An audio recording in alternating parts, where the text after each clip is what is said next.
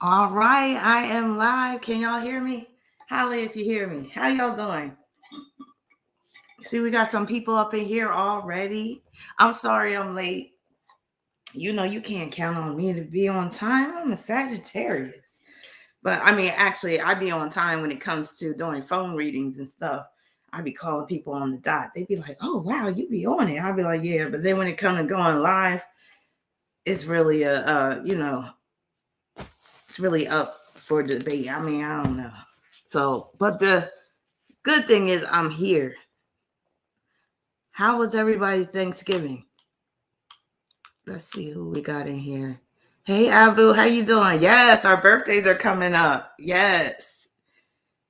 I'm not looking forward to my birthday though because I'm going to be a year older and when you get to be my age, you stop looking forward to birthdays. I mean, you be wishing that time would just stand still. I don't want to get any older. Like each year I'm like, okay, I'm getting closer and closer to 50 and that's kind of scary.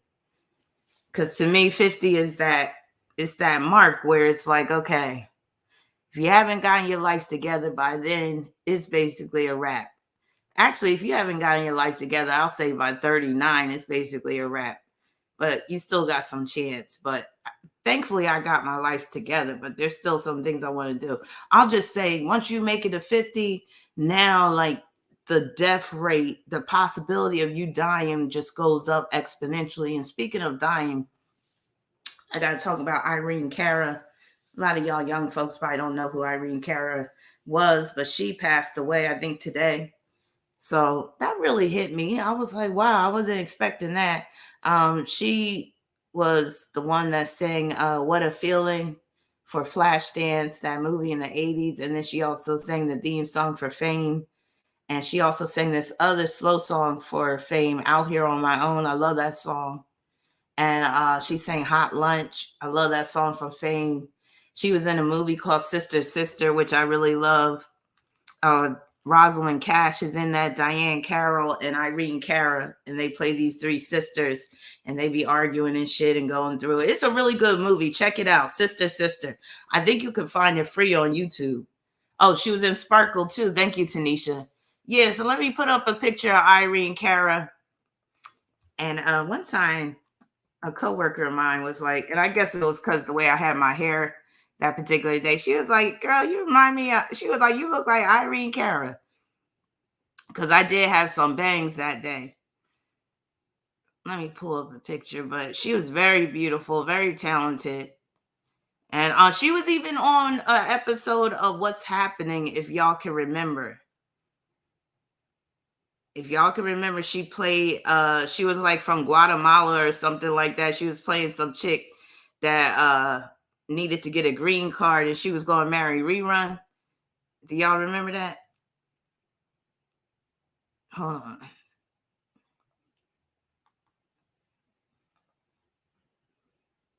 All right.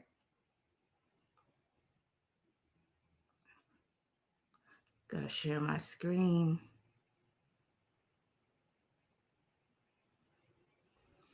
Damn, I haven't been on here so long. I guess present. Okay, that's what it is. They want to update shit on me and everything.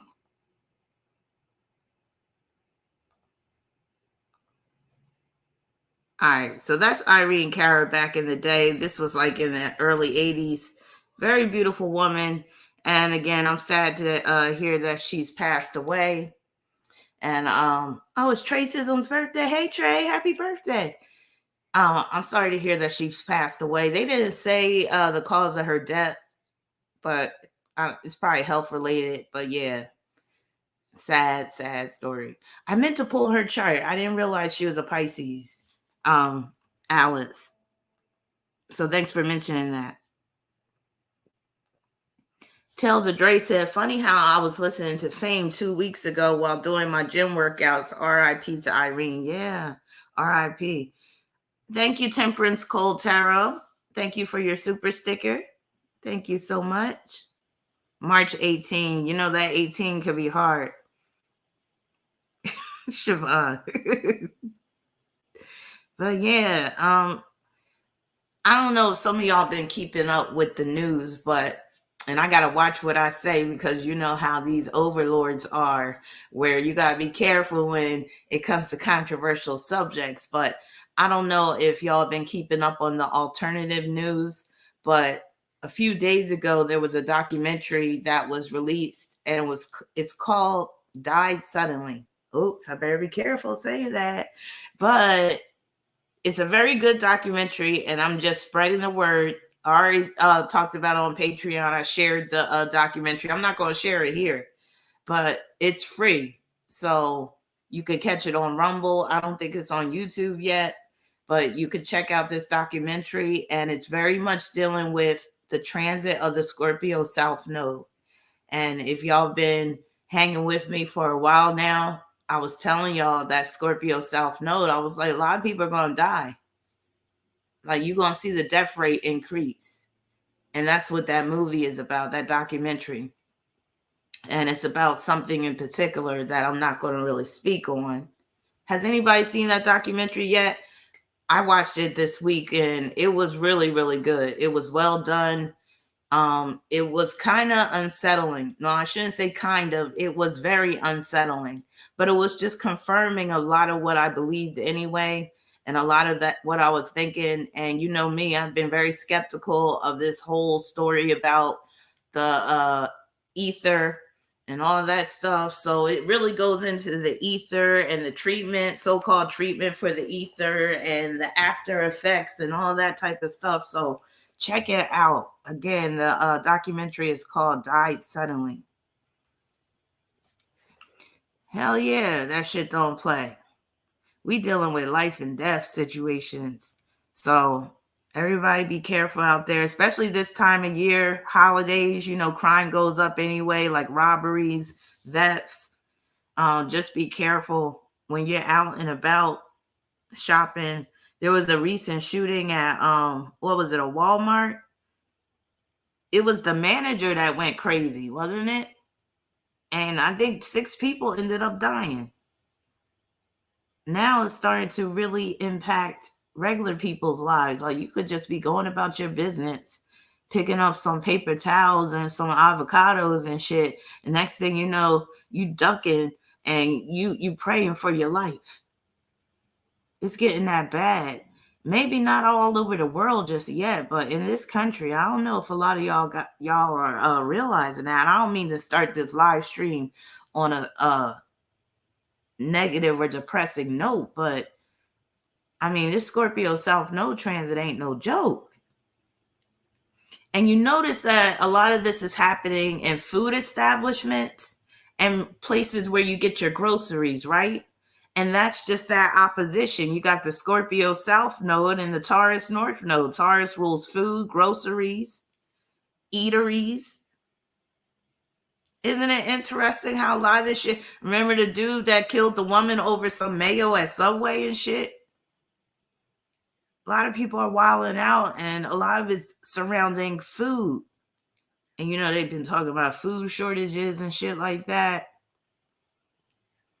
They've been trying to really promote the eating of insects and shit. And that's very Scorpio versus Taurus. Yeah, I'm starting to really be grateful for every day I wake up, for real, because shit's getting crucial out here. It ain't no joke anymore. You really got to be careful. And speaking of careful, like, you got to be careful of who you claim to be your friends too, because this whole thing with, why do I keep forgetting her name? Shaquilla? Is that her name? You can't trust nobody nowadays. No one. You can't trust nobody. I mean, here's this chick, she going to Mexico thinking she, you know, chilling with her friends and stuff. And next thing you know, she's getting beat to death. Now, I haven't been following this whole story, but I do know some of the details. And one of my clients, she's also a student, sent me her birth information. So I was going to talk about some of what is in her chart. real quick. I'm not going to get deep into it. First of all, I really don't like getting into like people who died charts like very soon after they've died, because I like to, be a little respectful or whatever. But this is just a lesson, really. And sometimes I really feel like the death of people is like a lesson for others on what not to do and how to move and all that. And I feel like her situation is definitely a lesson for all of us in terms of who you hang with, who you consider your friend, who you trust.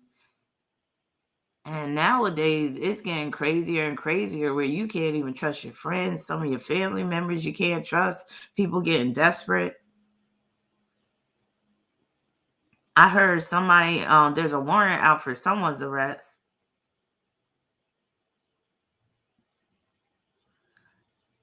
Hey, Tara, how you doing? I don't know if y'all see what I see, but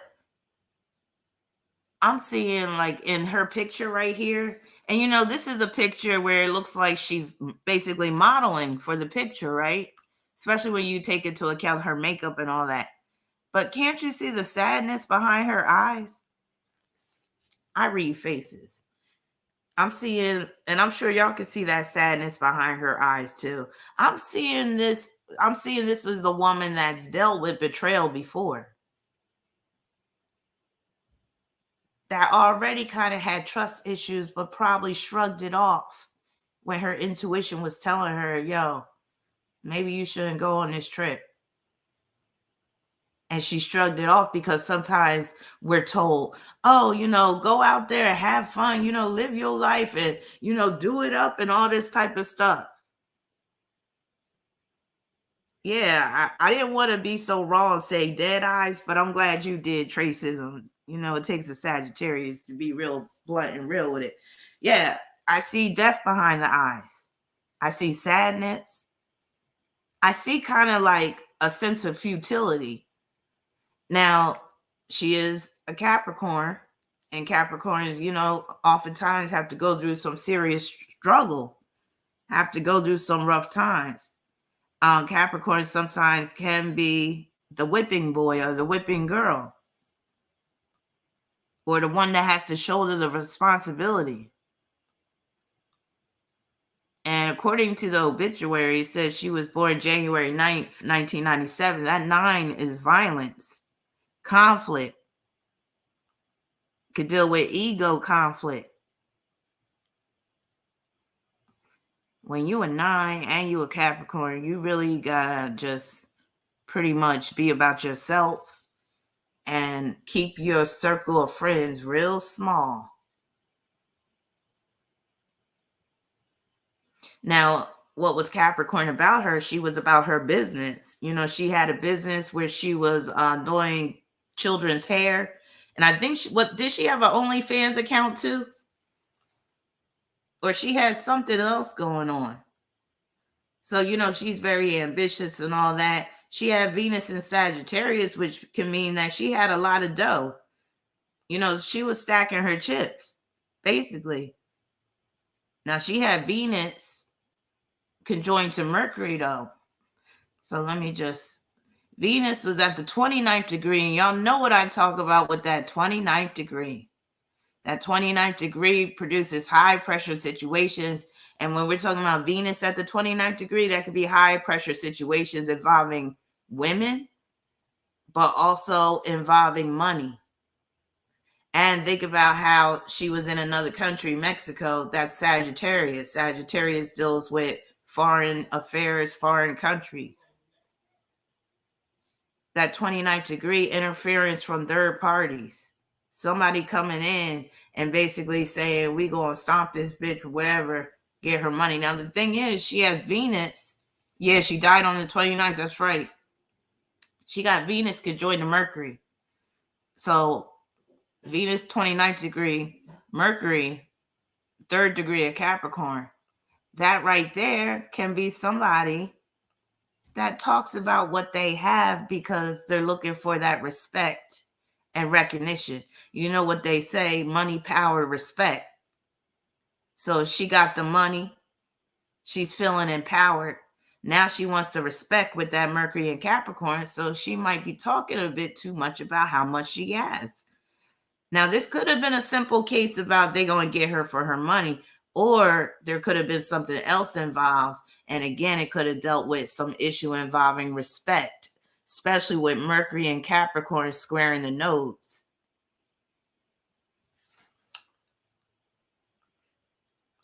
She also had Mercury square Mars too, which can easily lead to conflict. Like your mouth can get you into trouble with that type of hookup. And with Mars being in Libra, that's like you got some open enemies. And it could be a male in particular. Somebody has said there was a video that was shown of somebody beating her up. And she wasn't fighting back. And I think they said in the video, like, fight back or something like that. But then it later came out, somebody was saying that they think that person was trans, male to female, which would make that beatdown even worse if it happened from a man instead of a woman. Yeah, they obviously didn't like her exactly. Velvet Rose, what's up? Velvet Rose says, yes, I have Venus conjunct Mercury and used to talk about what I made in finances. Yeah, when you got that conjunction, sometimes you got to, be a little more tight-lipped about what you have. Especially nowadays, people be hating. Hey, Felicia. And when I say people be hating nowadays, it ain't that regular hate. It's that type of hate where they going to kill you over it. They could. People don't value life anymore. And I'm speaking in general, of course. I know everybody in here still value life, but you know what I mean? More and more people are not valuing life and don't even fear taking a life.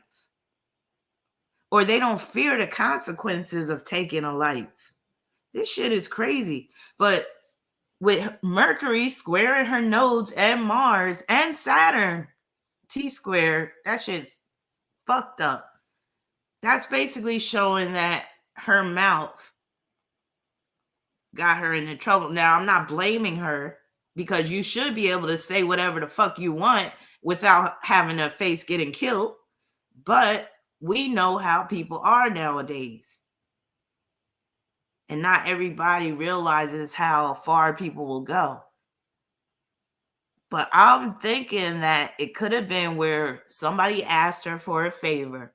And it could have been where somebody asked her maybe for a lot of money. And she said no. And the reason why I'm saying that she said no is because Mercury in Capricorn is very much inclined to say no without hesitation. So I'm just painting this possible scenario. I'm not saying this is what happened. But picture this. With Mercury conjoined to Venus and Sagittarius. Again, Venus and Sagittarius, that can mean you got a lot of money. And we already know she had a business and all that type of stuff. Mercury conjoined to Venus, she's talking about how much she has. Mercury is squaring Mars and the nodes and Saturn. So somebody steps to her and they're like, yo, can I hold a couple of dollars? I'm trying to get put on.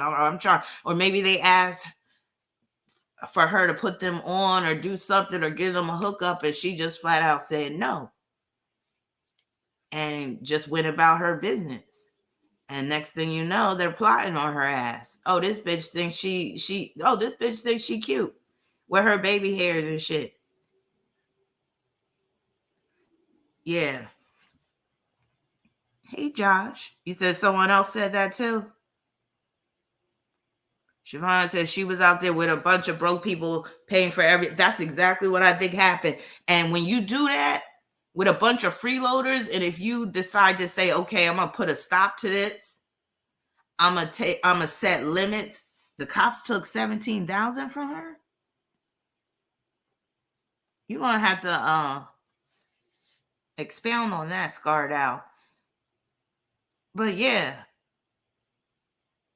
if you dealing with a bunch of freeloaders, or as Meet Merc says, leeches, parasites, fake friends, and then you decide to set limits, you decide to say no all of a sudden, you think they're gonna take it well? especially if these are some scallywags, some hood rats, some people that don't give a fuck, that don't really have nothing to lose.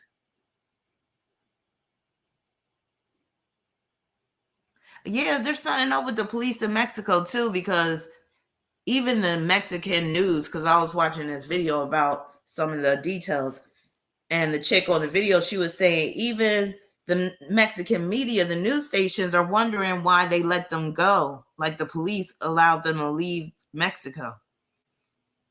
Because they was like, usually a situation like that, they're going to hold them at least until the autopsy comes back or whatever like that.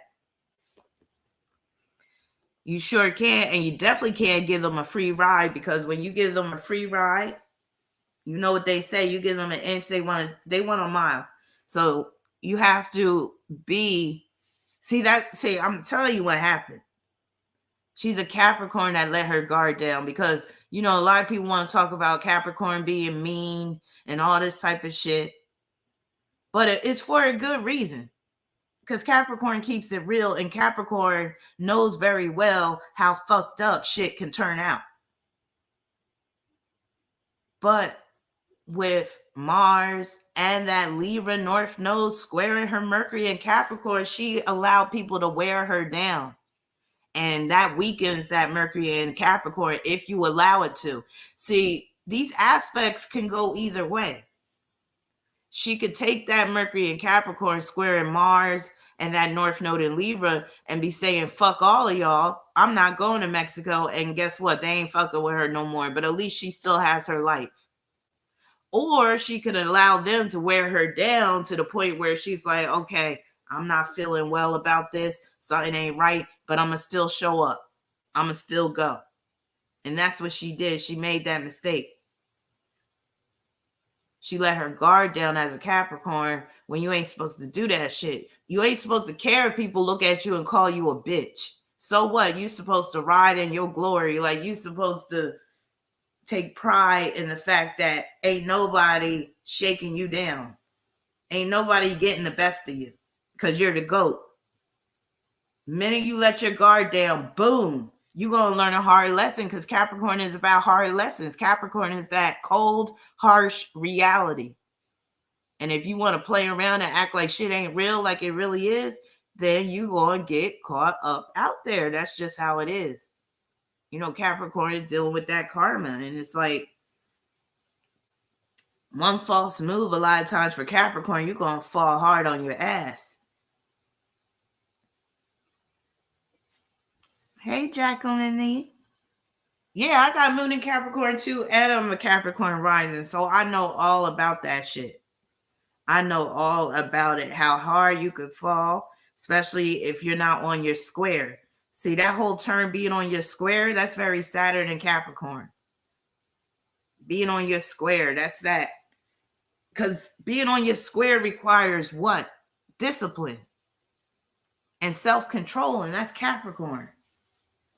To be disciplined, to not be swayed to the right or to the left, and to stay on your square, even though people talking about you, talking about, oh, she all stuffed, you know, stuffy and snobby. She don't ever hang out. She don't ever go out. She don't ever do this.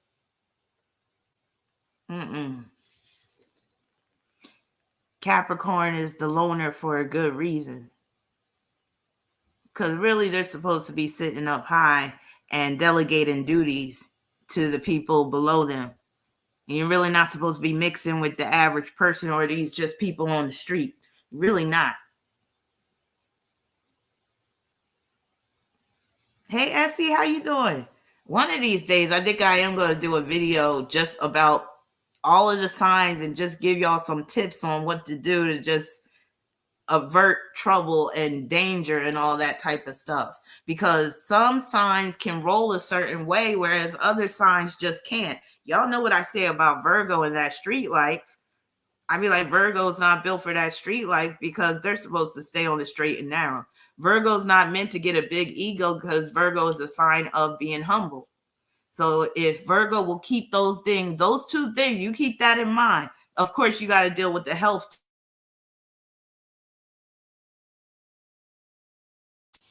This is why Virgos have to be more health conscious than other signs, because their health, that's what they are basically, is health and wellness. So they have to make sure they stay well.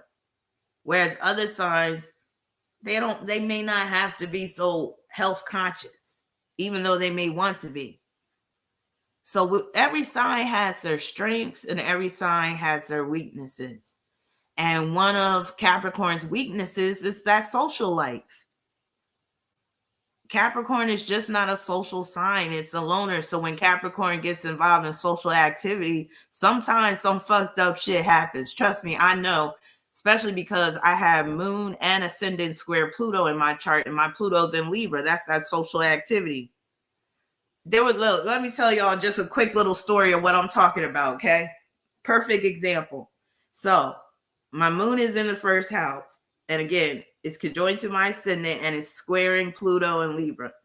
So when I was pregnant with my first child, mind you, was I 18 at the time or 17? I had her when I was 18. So I must have been 17 at the time. Yeah, it was before my 18th birthday. So I was basically, I think I was like maybe 6 months pregnant. No, I was probably like 5 months pregnant at the time. I had her in February. So I was 5 months pregnant, I guess, at the time. And because I'm a Sagittarius, I was like, I want to go to a party. So somebody was having this house party, right? So I decided to go to the party. I must have been like close to like 6 months pregnant, because I remember I was showing it everything and I couldn't move like I wanted to. I remember I danced a little bit, but then I sat down. So I was sitting down in this chair. Next thing you know, these dudes start fighting at the party and they happen to land on me and I get knocked over in my chair. Mind you, I'm pregnant. But earlier that year, when I was pregnant, I got into a fist fight with these two girls. So again, and it wasn't even a fight that I wanted to start or anything like that. So that's what I mean. Like just being like too sociable, being too much about other people. A lot of times you're going to learn some hard lessons. And I learned the hard way. Like, I got to be more so on my lonesome a lot of times. I really do, because I tend to get caught up in some bullshit. And I'm done with that. Trying to think another time I got caught out there just being social and trying to have a good time. But I've had stuff where my car has gotten broken into outside of a club. Shit like that. I think that's happened on 2 occasions. Oh, yeah. There's another story, but I don't even want to talk about that. But yeah, you got to be careful. And with Capricorn, you got to just learn how to roll solo dolo a lot of times. And you be like, fuck the bullshit, all that. Not saying you can't party and all that type of stuff. But see, what she should have done, she should be, creating parties or hosting parties or whatever and making money. If it's a business, that's different. If you're in charge, that's different. But if you just going along with everybody else, Felicia said, I've learned hard lessons too. I used to be in the midst of drama coming from other women for no apparent reason.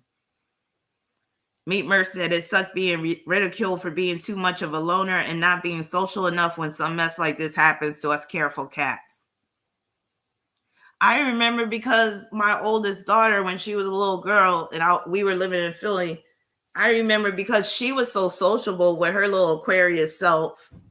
I remember at one time it was like 3 different moms wanted to fight me because my daughter and some little girl and some other girl got into it and stuff like that. And some words were said. And next thing you know, they knocking on my door trying to fight me and stuff. That shit was crazy. But yeah. And just crazy bullshit. I remember this old lady, she stepped to me. Speaking of that, somebody stepped to me today. Matter of fact, speaking of this Capricorn, I almost forgot the big thing. And right in time for Sagittarius season. So somebody stepped to me today. And I'm like, really? Like this shit, like I have to admit, it blindsided me. And that's because I have transit in Uranus making a quincunx with my Mercury right now. And so I see this message. You know how you could see messages like on your phone? And I just see this one message and I click on it. And basically, this person is like telling me, I don't want to go into details because I don't want to put this person on blast and all this type of stuff. But to make the long story short, this holy roller Christian bitch was trying to like come for me, talking about like, basically, you know how that some Christians be talking about astrology is evil and all this stuff, and that I'm corrupting this person that they are family with and stuff like that. And I'm like, where the fuck is this coming from? But this ain't the first time that a Christian has, tried to either convert me over to Christianity or tried to tell me that what I'm doing is of the devil and all this type of shit. Meanwhile, they don't realize how devilish they're being. Like to harass somebody or to just pick at somebody that wasn't even doing anything, that was minding their own fucking business. And you all up in their email or you sending messages and stuff and you starting shit. That's not very godlike. That's not something Jesus would do if you ask me. Jesus was if Jesus was really a real person, from what I read about Jesus, Jesus was the type that, he was real chill with. He wasn't trying to force people to believe. He was real merciful. He was real understanding. What happened to all that with Christianity? But I kind of find that over the years, I learned that Christians are some of the most low down, sinful people you'll ever meet. Like, these are some big time sinners. And it makes a lot of sense, though. I was like, I got it. I was like, that's why they go to church all the time. They actually need church to stay on the straight and narrow. If they don't have that church, they're going to just go out of control. And that is the dark side of Sagittarius. Sagittarius is about religion, but then it's also about just being wild and free and just being out there. And, with being wild and free comes sin. So as a Sagittarius, it's really easy to commit sin, but then Sagittarius is also about religion too. And then while these religious zealots, these Jesus freaks, are condemning other people, they don't realize they're sinning too. Some of these Christians are some of the most foul, nasty, horrible people. And, they're just horrible to their family a lot of times. Just disgusting creatures. I mean, harassing somebody simply because they have different beliefs than you do. Like, what the fuck is that? And you think you're going to buy your way into heaven by paying your 10% tithe every fucking Sunday to your pedophile priest or preacher? You think you going straight to hell right along with that motherfucker. But you think you righteous. Sitting up there judging people. All because somebody knows how to read the sun, moon, and stars, motherfucker. Like, when did that become it? Can somebody please explain to me why reading signs in the heavens, reading stars where we can read the symbols and we can understand what is sinful about that? Can anybody honestly tell me what is sinful about astrology? How is that sinful? And for all those Christians that think astrology is of the devil and it's sinful, okay, they might say, oh, because God said you shouldn't be able to foretell the future. That's fortune telling or whatever. But you watch the news for the weather forecast every night, right? If you're not supposed to foretell the future, what the fuck are you doing listening to the weatherman? The only difference, what I do is I read the cosmic weather and shit. Astrology is in the Bible. I'm glad you brought that up, Felicia. I'm going to read this little snippet right here from Genesis real quick, because it describes what's going on succinctly. Now, a lot of us may not believe in the creation story, but yes, astrology is in the Bible. Now, there are parts in the Bible where they say, thou shalt not suffer a witch to live or something like that, or do not go to soothsayers and seers and fortune tellers and stuff like that. But there's also a part in the Bible where it was okay for these men to rape these women who were supposed to be daughters of this man of God, because he didn't want these angels to be raped. That was the Sodom and Gomorrah story and shit like that. There's a lot of crazy ass shit in the Bible. But a lot of Christians want to pick and choose. And for those who are Christians in here, I'm not getting down on you, because I know there's different facets of Christianity. I believe that you can be a Christian and be very much into astrology at the same time. I don't believe that they should, cancel each other out.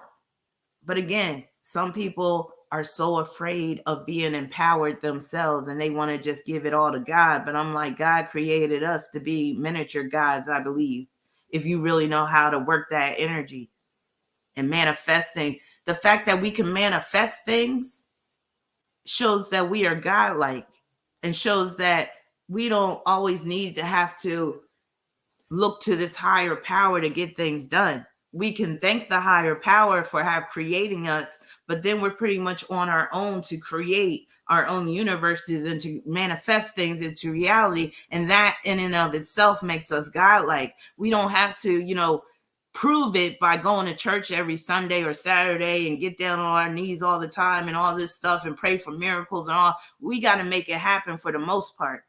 And then I do believe we have spiritual helpers in the form of angels and ancestors. But to say, we can't foretell the future because everything has to be up to God. I'm like, nah, God gave us a mind to use and gave us the sun, moon, and stars to be able to read. Just like how it says right here. Let me read this real quick.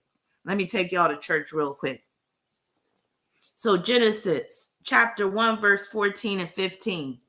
Now this is basically paraphrased. It's like a new Bible version, so it doesn't have like the King James version English. Now the events of the fourth day are somewhat controversial. Hold on. This is just an introduction. The events of the fourth day are somewhat controversial. Some claim that verses 14 and 15 simply repeat what God said in verses 3 and 4. However, note the difference. Let there be light, and there was light. Let there be lights in the firmament of the heavens to divide the day from the night, and let them be for signs and seasons, and for days and years, and let them be for lights in the firmament of the heavens to give light on earth. And it was so. In verse 3, God describes the creation of conditions to permit light to penetrate the earth's atmosphere. In verse 14, God is being very specific about certain lights that became visible from the surface of the earth. These specific lights were created to serve for signs and seasons and for days and years. On the fourth day, God made visual observation of the sun, moon, and stars possible. Before this, the earth's cloud cover did not permit an observer on Earth's surface to see these heavenly bodies. God diminished the cloud cover so that the clear days would be possible, and thus heavenly bodies could be used to keep track of time. Once time was regulated, men could determine when to observe God's holy days. Most likely, God also adjusted the speed of the Earth's revolution around the sun. I don't believe that. I believe the sun revolves around the Earth, but that's another story. As well as the moon's speed or orbit around the Earth. And then it says in Luke 12:54, people are able to forecast the weather by the signs that they see. They know that certain kinds of weather will follow. Jesus is using that as an illustration. In verse 54, Luke says he spoke this to the people, which means to the people in general and not to his disciples specifically. He called these people hypocrites because they were able to forecast the weather, but they could not discern what they were going through prophetically at the time it was happening. Do y'all see what that means? They could observe and predict the weather, but they couldn't predict what was happening in their own lives. Then it goes on to say, if he called these people hypocrites who were not part of his group and expected them to understand the times that they were living in, what does he expect of us? Surely he expects more. So there it is right there. That's a summary of some of what's in the Bible. And again, we are empowered as humans in a lot of ways, but I feel like the final frontier is astrology, because once you understand astrology, you understand that life has these cycles and nothing happens without the permission of the planets. I always say that, and it's very much true. Anytime you're going through something major, check your transits, because there's always going to be a corresponding transit that's dealing with that event. It's undeniable, it's unmistakable, it happens. And I feel like astrology is a gift from God or the creator or the universe or whatever you want to call it, the goddess, to help us. It lights the way so that we're not just feeling our way through the dark through this heavy karmic life. It's like astrology is mercy. It's where the universe or God, you could say, is showing us mercy, because it's saying, we're not going to let you just go through this alone. And that's why all the kings and queens and even some presidents had astrologers. And of course, they have other advisors too. So you need a financial advisor, but you also need spiritual advisors. And any good spiritual advisor, in my opinion, should know astrology to really be effective, so you could really tell a person what's going on. And you can even look at their chart and tell what's going on, what's on their heart at any given moment. You can look at their transit, you'll know what's on their heart at any given moment. To be able to do that, that's amazing if you really think about it.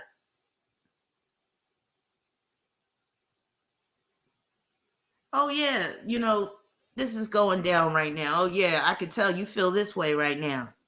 Yeah, you might be feeling like this. Yeah, I see you. I feel you. I see you.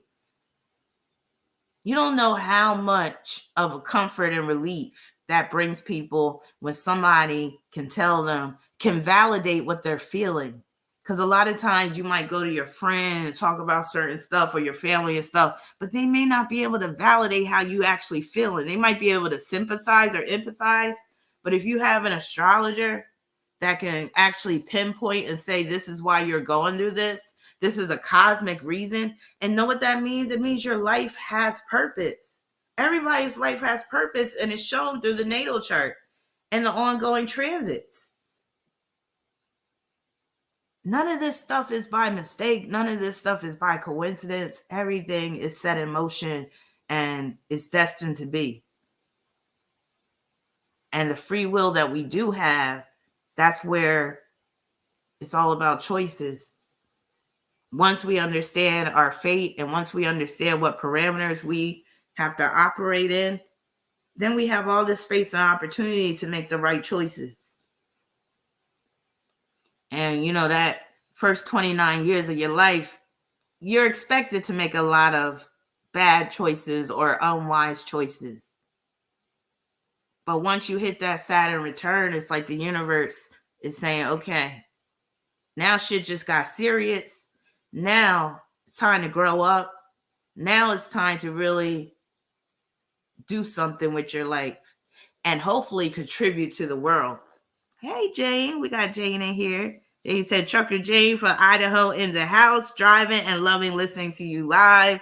Yes, been listening to your channel during my drives. Don't worry, I'm not driving and texting, just waiting to get unloaded. Okay, I was thinking about that. I'm always about safety first, because I got that Taurus South Node. But I am glad to hear that you are safe and you're making that money. Yes, Trucker Jane. That's what's up. All right. So I'm not going to tarry too long. We're going to get into this situation with Ryan Murphy. Is Chelsea in here? Because Chelsea is the one that sponsored this reading. Now, what I'm going to do, actually, I did want to talk about Kanye West, because did y'all hear that now, is it Adidas is suing him? Or no, they're investigating him because it was reported that he was showing porn. Let me just read this real quick. hold on. Let me switch gears real quick and pull up this situation. Because when I was reading some of the details, I was like, yo, he's worse than what I thought. He is worse than what I thought.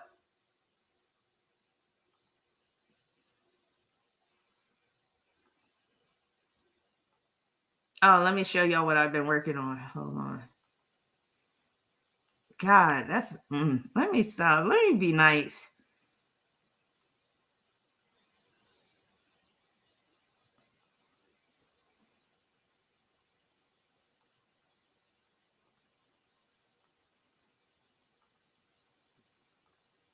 Okay.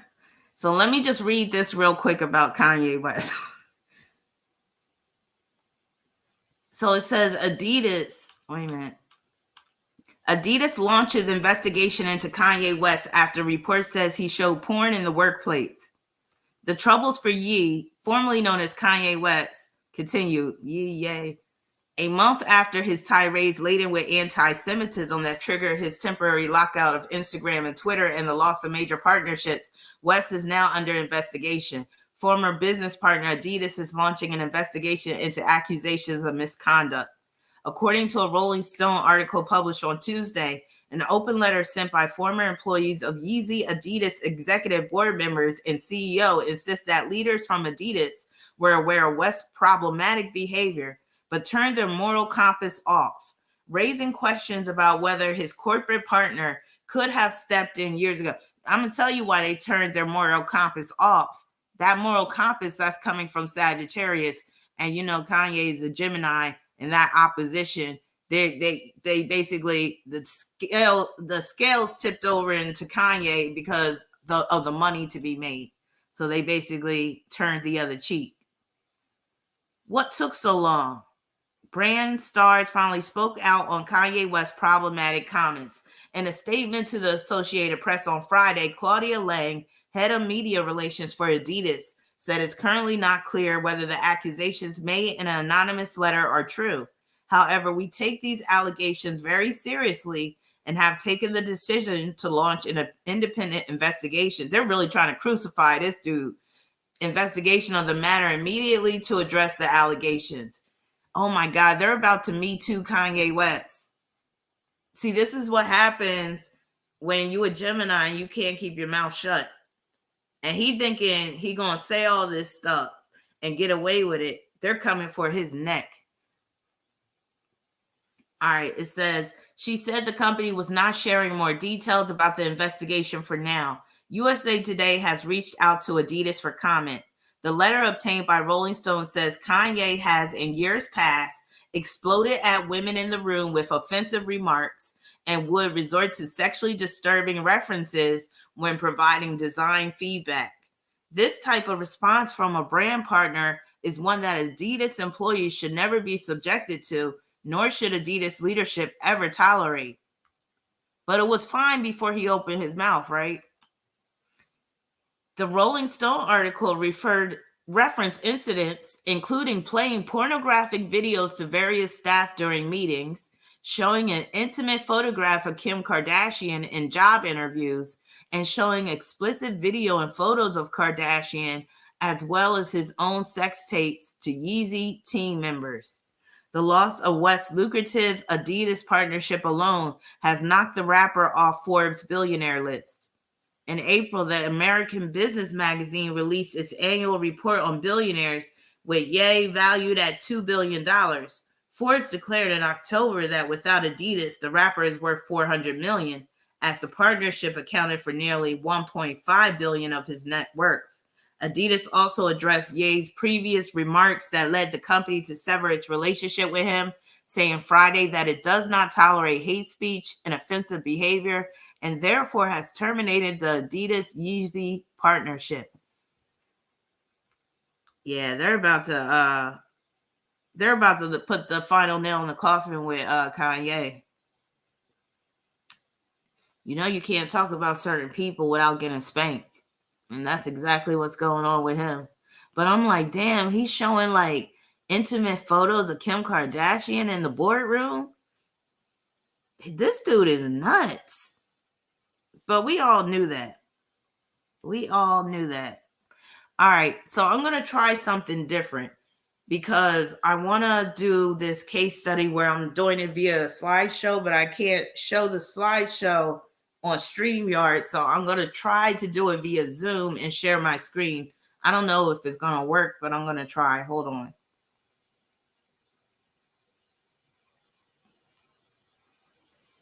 I got too many windows open.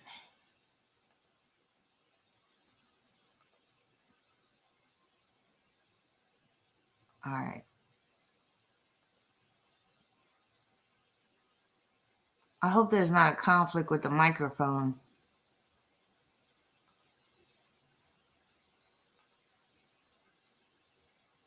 All right.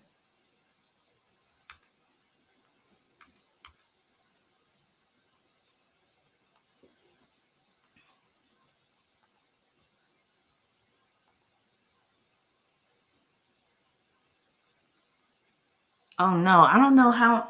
Wait, how am I going to do this? Hold on.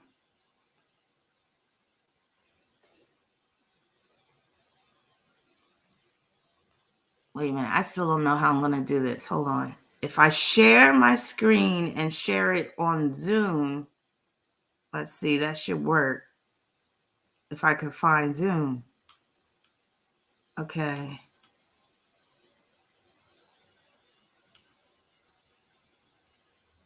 Would it be the Chrome tab? Zoom. Nope. Okay, how would I share my Zoom window?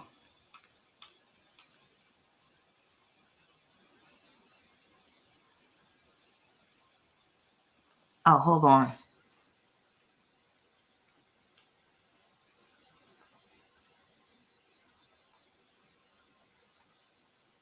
Share. Just a second. Okay, there's the Zoom meeting. So let me cancel that. And then if I share,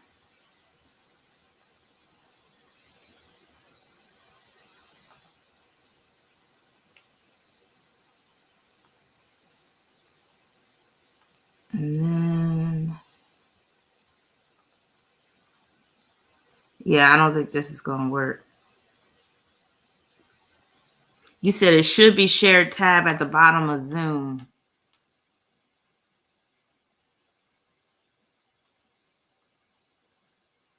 See, that's not Zoom.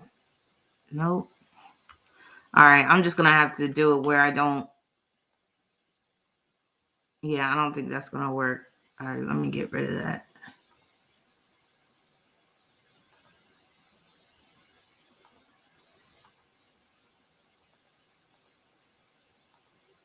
Okay. So this is Ryan Murphy. Now, I never heard of him.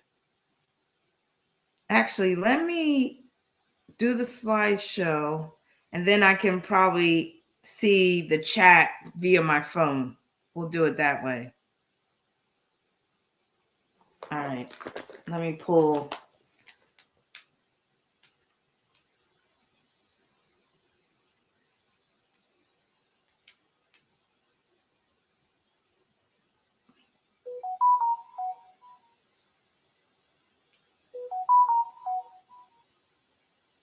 Okay. Let me mute it.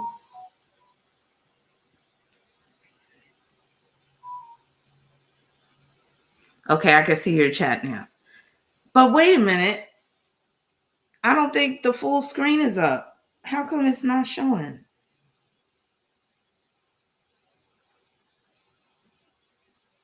That's not the full slideshow. Hold on.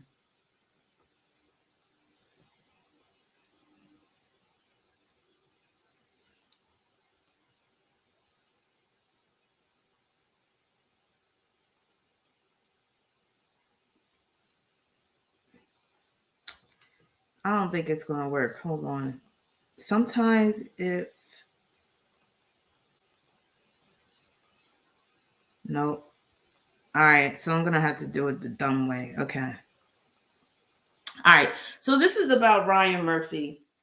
Now, Ryan Murphy, hey, oh, I can see all the Diggable Planets better on my YouTube. Hey, Diggable Planets. How y'all doing? All right, so this video is sponsored by Chelsea. And she sent me an email and she, sponsored it. She paid the fee and all that sponsorship. So thank you very much, Chelsea. I don't know if Chelsea is in the chat, but I think she said she would be tuning in. Now, I never even heard of Ryan Murphy before she sent me the email. I didn't know who the hell this guy was. I never watched the show Glee because he created the show Glee. That shit don't even look in focus. I'm looking at it from my phone. You could barely see Chelsea. Damn. All right. But anyway, Chelsea wants to know.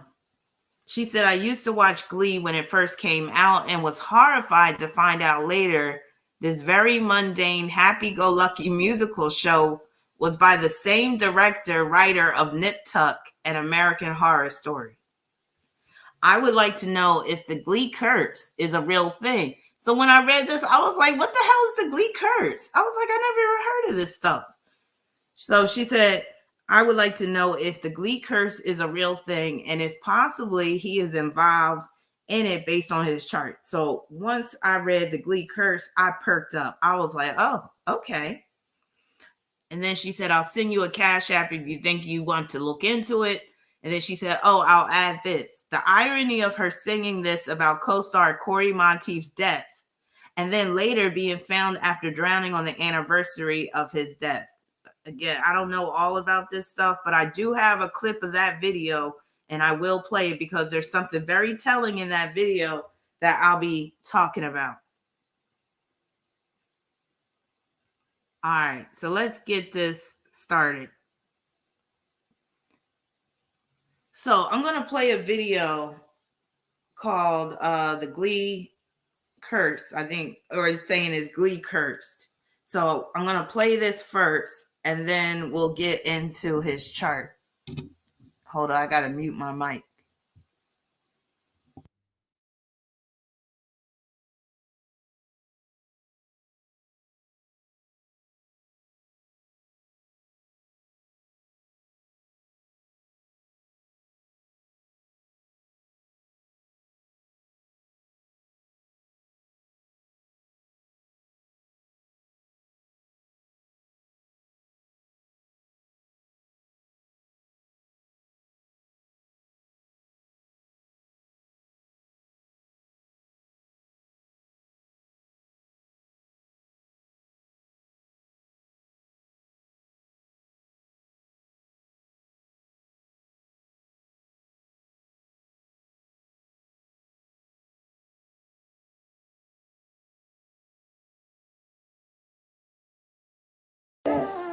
Let me know if y'all can hear it now. Domestic abusers.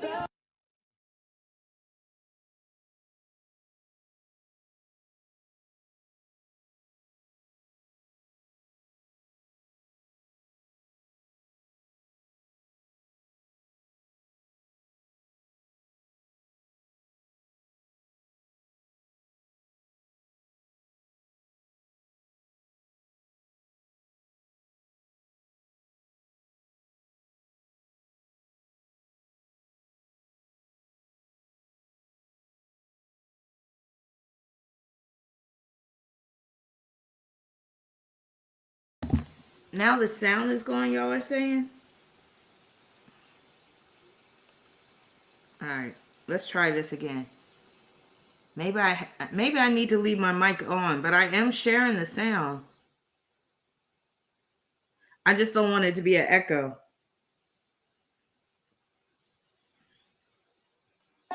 Today we're going to discuss the curse on the Glee cast. They've had pedophiles, domestic abusers, suicides, overdose, discrimination, and now Nyla found dead at age 39. Let's get into it. Fox Glee show, which ran from 2009 to 2015, jump-started the career of actors like Lea Michele, Emmy winner Darren Criss, and superstar girl star Melissa Benoist. But Ryan Murphy's showcast has befallen a number of tragedies and scandals during the end of his run, and since it went off air. The most recent in a string of misfortunes is the drowning death of Naya Riviera. The drowning of Naya Riviera on Lake Peru on Wednesday, July 8th, authorities in Ventura County, California confirmed Naya Riviera was missing after a pontoon boat she rented with her 4-year-old son was found floating in the middle of Peru. The son was found asleep with a life jacket on. During that time, Naya was still missing. July 13th, 2020, authorities confirmed that they had found and identified Naya's body in the lake. What a sad story. And a sad coincidence, the date of the body was discovered is also the 17th anniversary of Corey Martinez. The discovery of Naya's body is the same day. The date the body was discovered is also the 17th anniversary of Corey Martinez's death. What a strange coincidence. Not to mention that she was found dead at age 33. Moving on. Mark was found dead on January 30th. There you go. You have the 1-3, you have the 13. And Corey also died on 13 in 2013.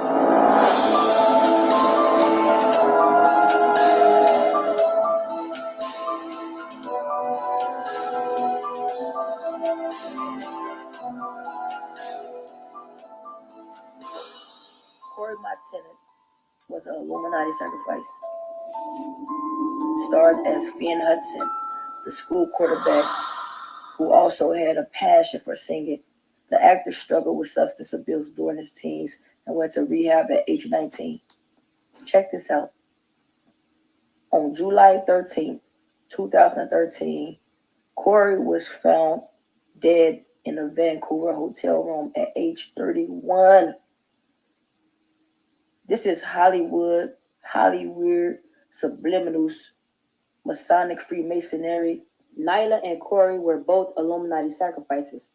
She died on the day of his death anniversary. They both.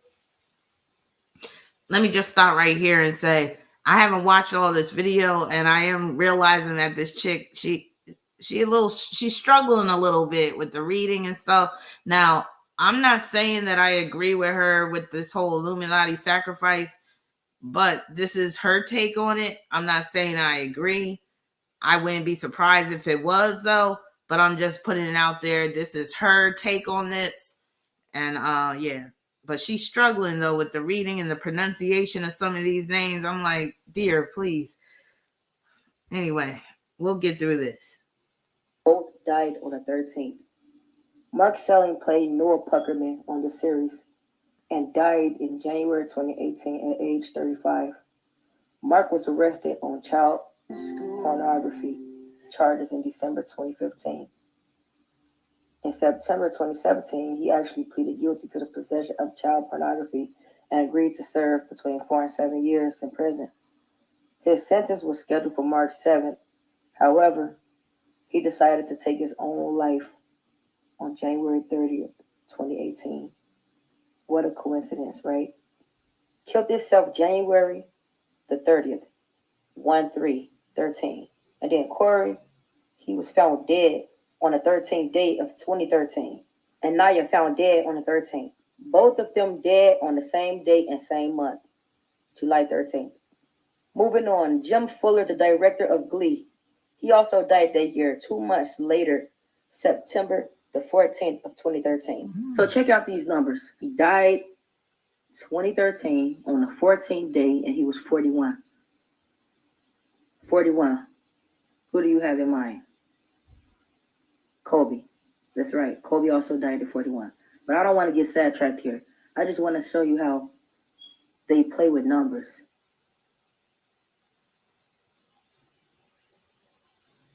I knew how he was treating me was wrong, but I thought the consequences he would suffer if I exposed his behavior outweighed suffering through it.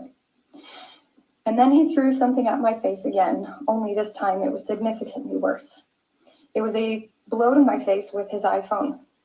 The impact tore my iris, nearly ruptured my eyeball, lacerated my skin, and broke my nose. My left eye swelled shut. I had a fat lip. Blood was coursing down my face, and I can remember immediately screaming at the top of my lungs. The next morning, I was due to work on reshoots for a film. After it happened, complete stillness blanketed the room. We panicked.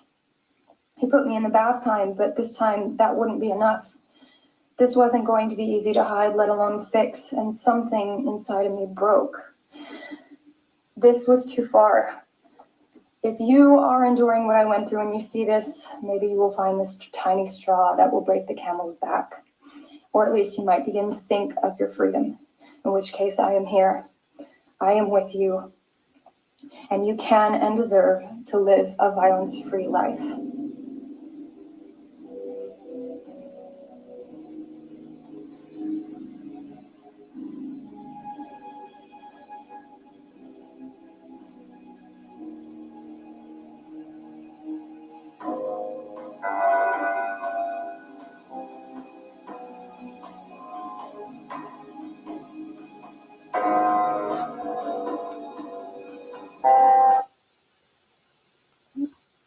Okay, so that's that. And then, let me see. I think this is another one I think this is much shorter.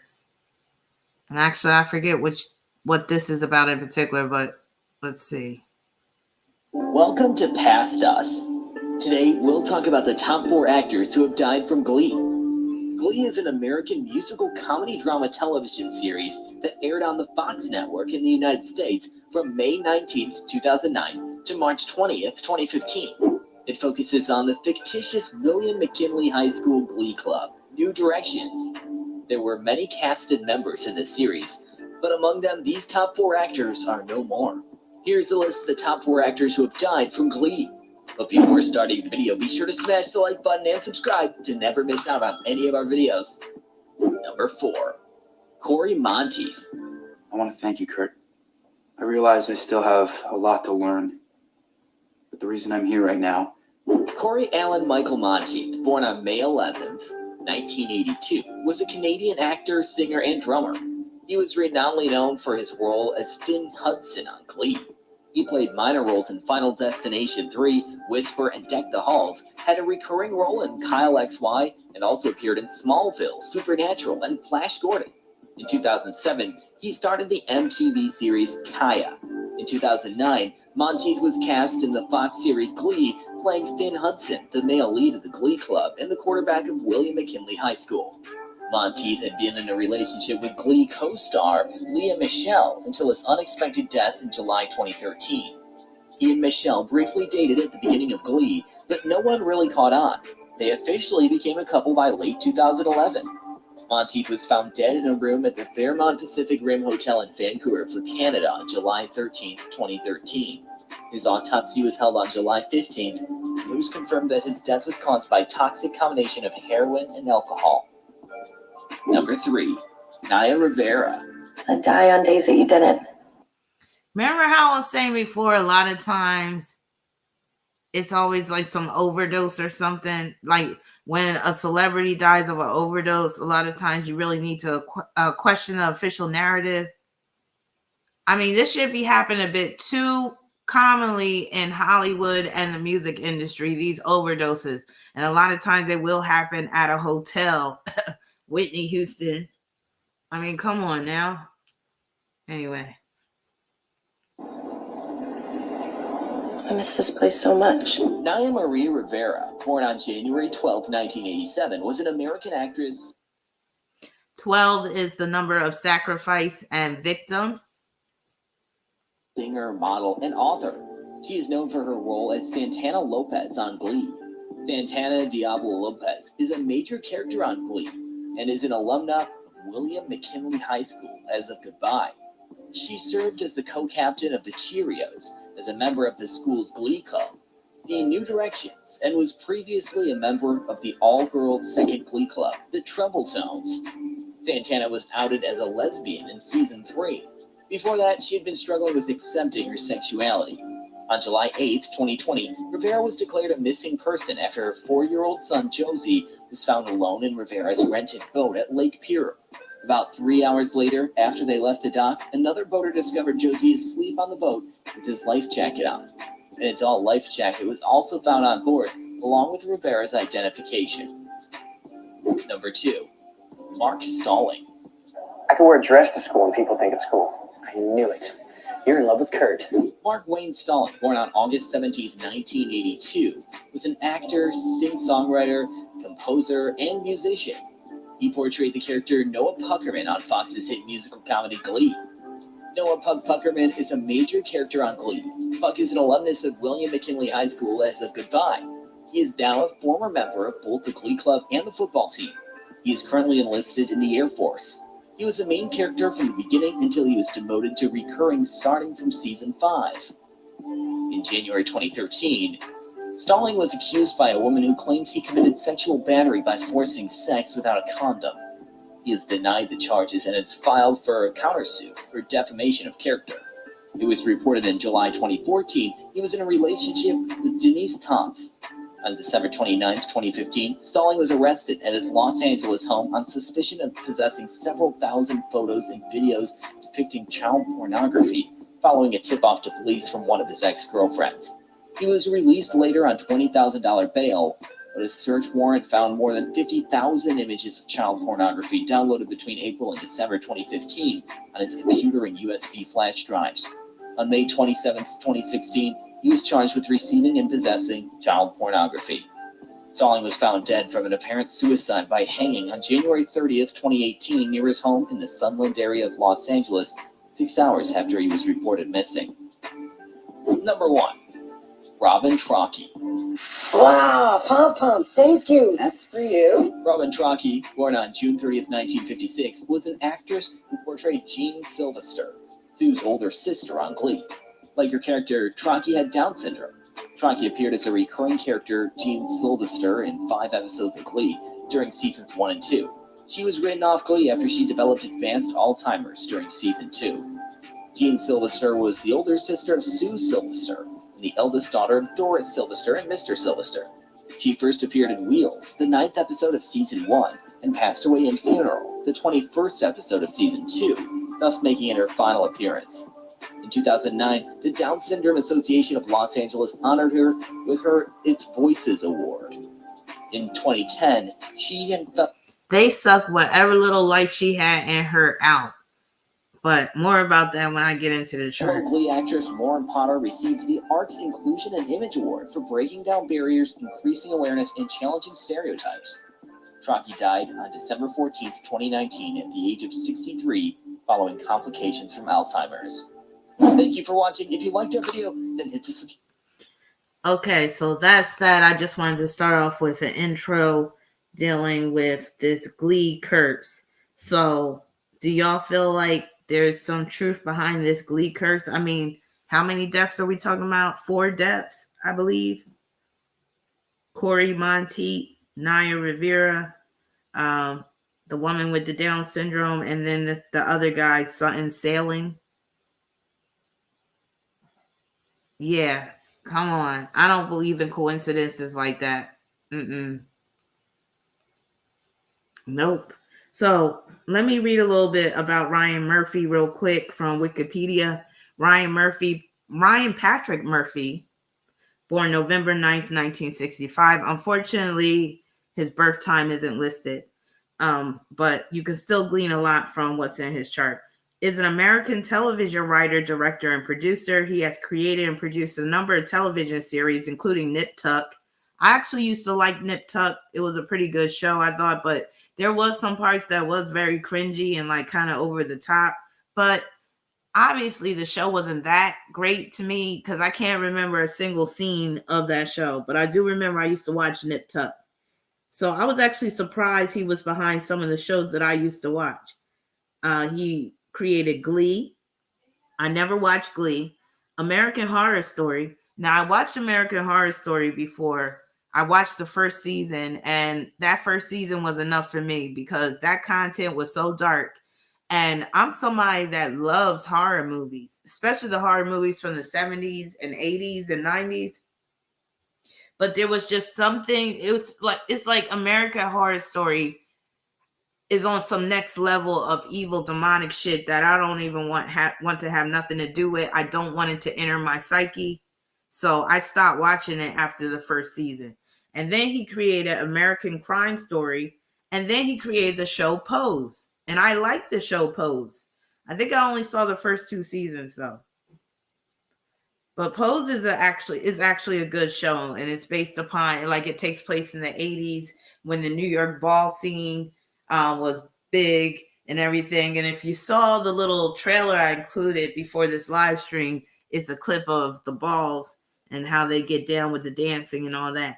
But anyway, he also created a show called 911, 911 Lone Star, Ratchet, American Horror Stories, and he's responsible for Dahmer. So remember, Dahmer got all this attention earlier, a couple of months ago, and it's all because of Ryan Patrick Murphy. So he's responsible for Dahmer, the Jeffrey Dahmer story. And then it says Murphy also directed the 2006 film adaptation of Augustin Burroughs' memoir, Running with Scissors, the 2010 film adaptation of Elizabeth Gilbert's memoir, Eat, Pray, Love. I saw that movie. I thought it was stupid. And the 2014 film adaptation of Larry Kramer's play, The Normal Heart. And the 2020 film adaptation of the musical The Prom. All right. So he was born in Indianapolis, Indiana. He has received 6 Primetime Emmy Awards from 36 nominations, a Tony Award from 2 nominations, and 2 Grammy Award nominations.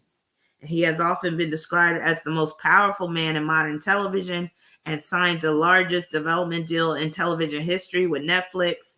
Murphy is noted for having created a shift in inclusive storytelling that brought marginalized characters to the masses. So they talk very briefly about his early life. One of the things that stands out was that he came out as gay at age 15, and he was having secret sexual affairs with some of the football players in high school. Like it says here, Murphy claimed that he secretly dated a lot of football players in high school. That's that Mercury and the South Node in Sagittarius squaring Saturn in Pisces. So, he's used to basically not being honest about, his activities starting from a young age. Even though he did come out the closet at age 15, he's still having these secret affairs with these football players. Now, this is where he got his inspiration from Glee. He performed with a choir as a child, which would later inform his work on Glee. So there's your answer, Chelsea, about, where he came up with this idea, Glee, which was all la-di-da and, singing and about, a school choir and all that type of stuff. But then how he could switch over to that American Horror Story type content. I'll get into that in a minute. So he majored in journalism. That's his North Node in Gemini. And was a member of the Singing Hoosiers vocal ensemble. So he loves to sing. He got a Taurus moon, and that makes a lot of sense. All right. So here he is right here. And again, to the right, you see, what's that guy's name that played Dahmer? I forget his name, but y'all know who I'm talking about. I feel like Ryan Murphy was actually trying to glamorize Jeffrey Dahmer, now that I think about it.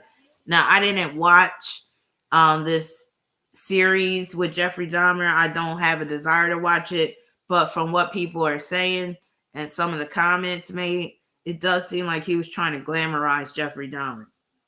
And Jeffrey Dahmer might be a hero of his. You never know. Especially considering what's in this dude's chart. So his birth number of 9, that's dealing with the self and the ego. Like, your ego can get out of control when you're a 9, especially if you're good at what you do. Also, conflict is very much dealing with 9, violence, And, you know, his shows like American Horror Story and I would think American Crime Story are very violent.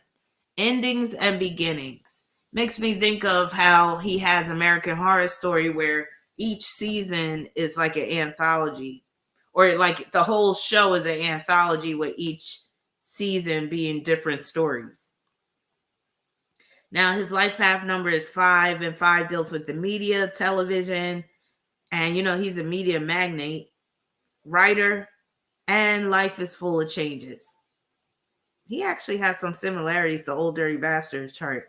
I was cracking up when I was seeing it because remember, Old Dirty Bastard had Sun conjunct Neptune, and so does Ryan Murphy.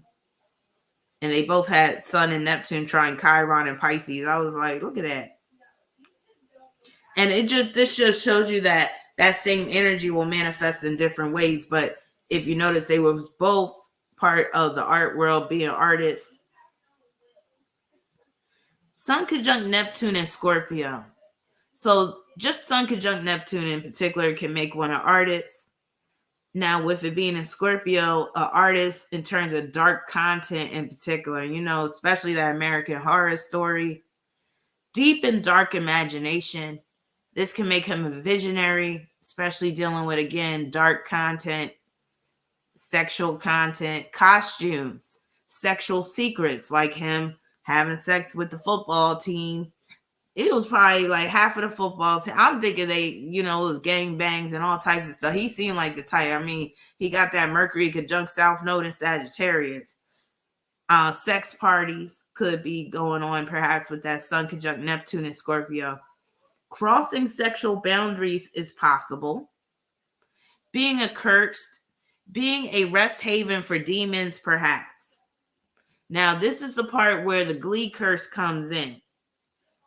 This is just showing when you got that Sun conjunct Neptune in Scorpio, you could infect other people's lives with this dark energy. Like, basically, I would be very careful being around somebody that had this conjunction in Scorpio.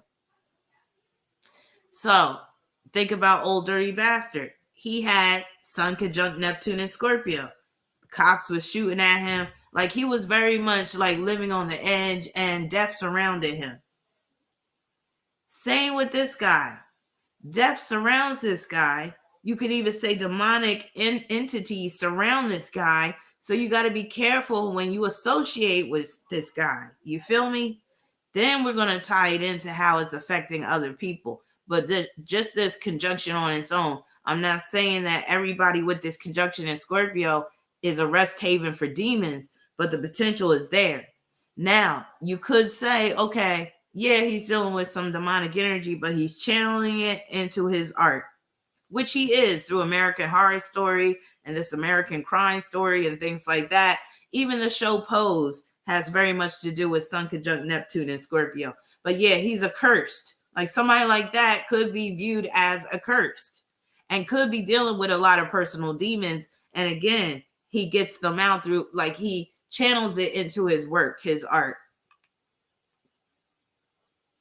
So he has Sun and Neptune in Scorpio, sextile Uranus and Pluto in Virgo. This is him incorporating occult themes in his work, such as with American Horror Story. Also, he could be drawing from fears and fantasies and having a team to construct the details of his fears and fantasies. Having a powerful machine behind him.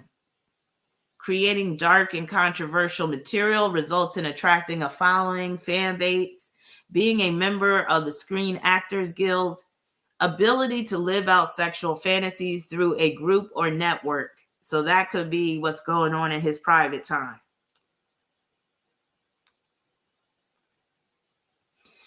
So he has Sun and Neptune in Scorpio trying Chiron and Pisces. And Chiron, when it's in positive aspect, it often does deal with where you're winning awards. So this deals with him being an award-winning artist, being a maverick in Hollywood. Also, the horror genre, which is represented by Sun and Neptune in Scorpio, is brought to television, which is what makes him a maverick. Because I read that before he came out with his American Horror Story, they really wasn't having like television series that dealt with that level of horror. So he was like a maverick in that he brought what was usually reserved for the big screen to the little screen with the American Horror Story television series. Sun trines Saturn in Pisces. Success within Hollywood, the film industry, musical talent, being rewarded and recognized for his creations. As you can see right there, he has an Emmy. Becoming powerful, a force to be reckoned with in Hollywood.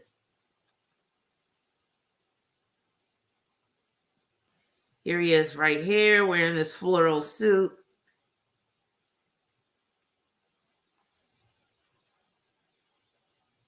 So he has Sun conjunct Neptune, opposition Moon in Taurus. And this is a big reason why that Glee curse is coming into play. Now, with this, on a more benign level, he's drawing from a well of personal experiences, such as the time when he was in the choirs. And also, I'm thinking he attended some of those balls in New York or somewhere where he was able to draw off of that as inspiration for the show Pose. Also, degeneracy, which is coming from that Sun conjunct Neptune and Scorpio, versus normalcy, which is the Moon in Taurus. And that explains Chelsea how he could go from the show Glee to the show American Horror Story. He can play both sides. He can play the happy, singy, songy, beautiful, everything's roses, even though everything wasn't roses on the Glee show, but you know what I mean. Everything is, more so just things dealing with, art and singing. That would be the Moon in Taurus. But then he has that dark side represented by his Sun and Neptune in Scorpio. Corruption of societal norms. So again, I feel like he is contributing to the corruption of societal norms, and you can see it through this opposition, especially with the American Horror Story show, but also his latest creation with the Dahmer series, which again, I feel like it's desensitizing people with serial killers. Representative of big production projects that cost a lot of money, receiving advances, sponsors, and other funds for film and TV projects. Because, when it comes to producing TV shows and films and stuff like that, usually the producer is not coming up with all the money themselves. So usually they are looking for people that are going to fund their projects, people that are going to give them advances, the movie houses and all that stuff, the networks and all. He got a big deal with Netflix and all that type of stuff. So that opposition is dealing with the money deals and all that too. Now, I would venture to say that he's one of those type of gay men that really doesn't like women. And he has a couple of aspects in his chart that points to that. It's like he'll work with women. Of course, he needs to because he makes these shows. And of course, you need female characters. But you know how you can have some gay men that really love women. And, they might even have a best friend that's a female. And they just really, they cherish women and everything like that, even though they're not sexually attracted to them. But then you got other gay men where they really they barely tolerate women and they're pretty much disgusted by women. He strikes me as that type. That really, he's really put off by women, but he deals with them because a lot of money is to be made. But also, this is him pulling women into his production team. He even said in an interview something like, and this made me really raise an eyebrow because I was like, he's not being genuine, because he said he vowed from here on out that I think he said 50% of his director team or something like that, or management team, was going to be women. And I'm like, to me, that sounds like some virtue signaling shit. Like, it seems like you're doing this shit because that's what is trendy, to be having women in the forefront of television in terms of, producing these shows and films and stuff like that. And I'm just like, whatever. Also, with this opposition, he could have an eating disorder, or he could have had one at some point. And this could be in the form of bulimia. First of all, he doesn't look well, and he looks very unhappy. But more about that in a minute. And this can be an opposition that deals with demonic possession. Now, this is where the Glee curse comes in, Because remember I said with the sun conjunct Neptune and Scorpio alone, it's like he's accursed. Now, when you throw in that opposition with the Taurus moon, that's like flowers dying due to his toxic presence. So it's like he doesn't even have to, say, oh, I want this person to be sacrificed. It's like it's happening automatically simply because these people step into his world. So again, it's like flowers that are dying when he's in their presence, with the moon and Taurus representing the flowers and that sun and Neptune in Scorpio representing the death. I mean, you can see it with your own eyes. People that have strong Taurus energy, they usually have green thumbs. They usually, like plants and, flowers and plants might thrive in their midst. But if you got some strong Scorpio energy, you might not be able to grow plants. Plants might be dying all around you. Now, it really depends on how you're living your life and channeling that Scorpio energy. Because, of course, you got some Scorpios that got green thumbs and they're great at gardening and stuff. But Scorpio is depth. And Taurus is representing that life that springs forth. So just by people signing on to his projects and being part of his team, it's like the life is being sucked out of them. Remember the lady with the Down syndrome? Of course, she was vulnerable already. And then if she's going to be part of his team, be part of his projects, the life is just being sucked out of her. She was already dealing with, some weak energy.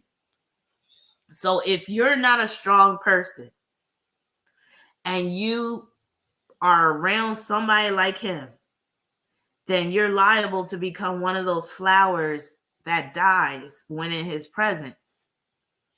So also I see him as basically that which is value is used then discarded. So it's like he'll value you for a certain period of time as long as you are able to bring in the money or whatever, or the ratings.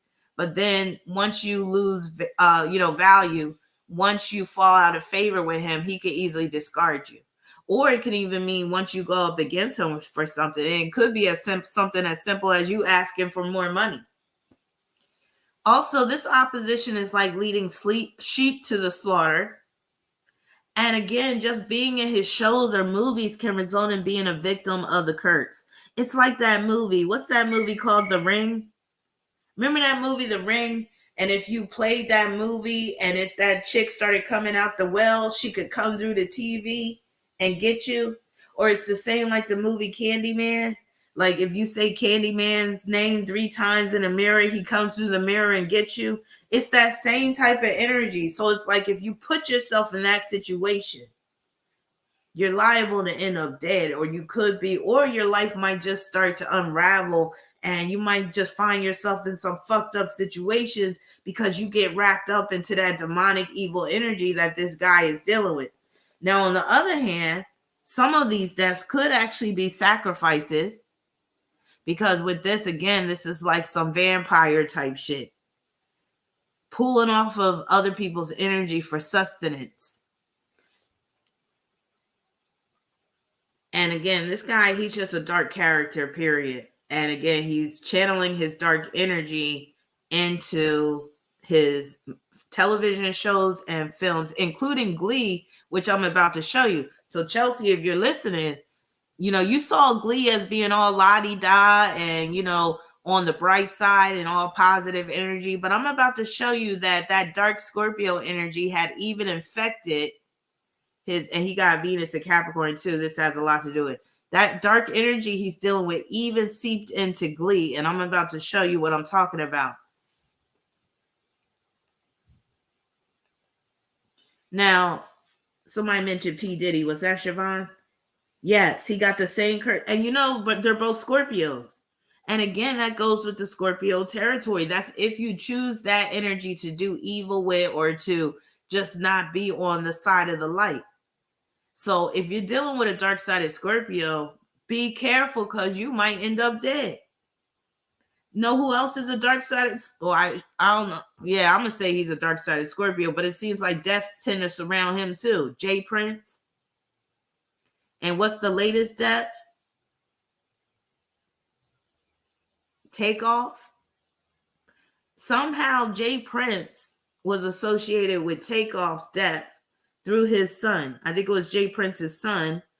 Wasn't it his son that got into some argument with some other dude, and then Takeoff gets killed in the process? Again, Jay Prince is a Scorpio. It's like again, Scorpio rules death and it rules underhandedness and crime and all that type of stuff. I believe so too. Natasha, they tried to block out your comment just because you put Jay Prince as a sociopath. They tried to hide your comment. I'm like, damn, you can't say nothing nowadays. But is Jay Prince that powerful? Should I watch what I say? All I'm saying is Google a picture. Google his image. If you don't know who Jay Prince is, if you don't know what he looked like, he looked evil as hell. But anyway, I'm not here to talk about him. Let's get back into Ryan Murphy. But again, the bottom line is the Scorpio energy is very dark and it can be deadly if it's being channeled in that direction. Don't he look creepy? Yeah. So he has Sun in Scorpio, sesqui square Jupiter in Cancer. And his Jupiter is at the Aries point in Cancer, which is very significant because that's just going to augment those Cancer themes. And it could deal with some situations that are fated, that are coming from external factors. Now, with this though, I'm seeing this as him being a culture vulture, and I'll tell you why. Now, you could also say, being a culture vulture is like the same as cultural appropriation. That's the fancy term for it. So I'm seeing him being a culture vulture because he created the show Pose. And honestly, I don't even think he's the type that would even be part of that scene, right? The ball scene with the dancing and all that type of stuff. It seemed like he would turn his nose up at people like that. Even though he's very flamboyant himself, he just seems like he could be very much about status and he's very elitist, but he'll use other people's culture to make money. So he knew that a show like Pose was going to make a lot of money. So he became a culture vulture. And he was also a culture vulture by taking like hoodoo principles and shit. Now, again, I haven't watched the other seasons of American Horror Story, but I know he did have like a strong, like one of them American Horror Story seasons, it featured Angela Bassett and they were doing Baron Samedi, like they were doing all the voodoo type shit.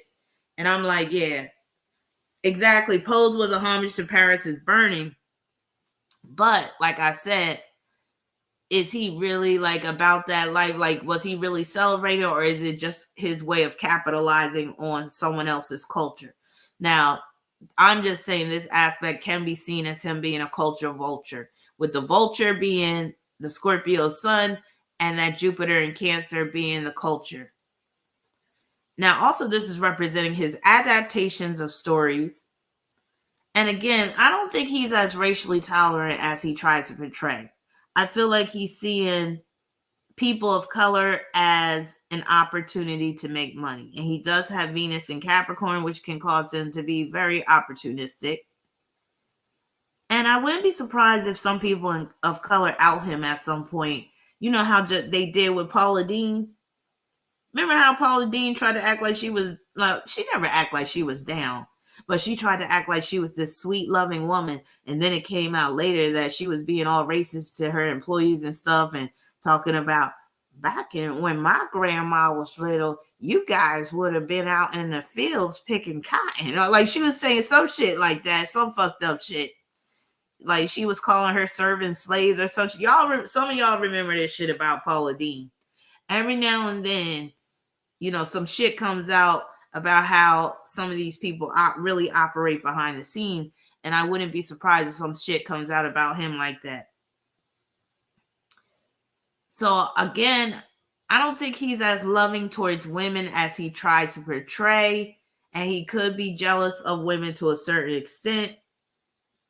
Also, this aspect contributes to his effeminate energy. And I'm seeing this as him having a very dark imagination that knows no limits, because when you're dealing with the sesqui square, oftentimes you could go too far. You could lack self-restraint. You might need to reel it in, or somebody else might need to reel it in for you. Also attempting to suppress how he really feels about people, and where he can become someone different in private.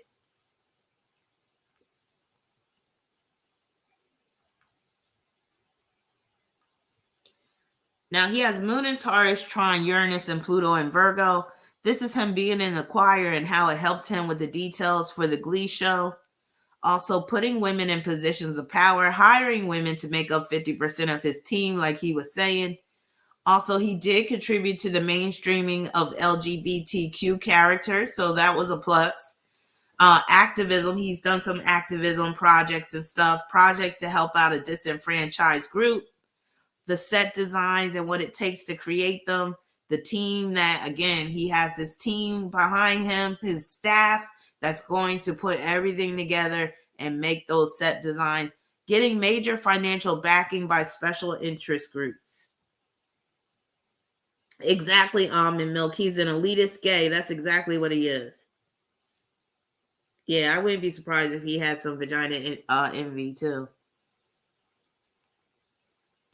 All right, so he has Venus in Capricorn and is forming a wide conjunction with Mars in Sagittarius. But even though this conjunction is dissociative and wide, it's still very much coming into play with how he is and how his life has panned out.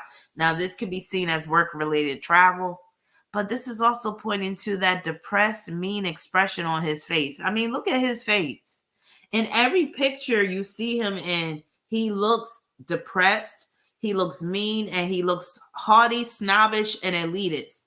So, Almond Milk, you said it. Here it is right here. I have it right here. Elitist.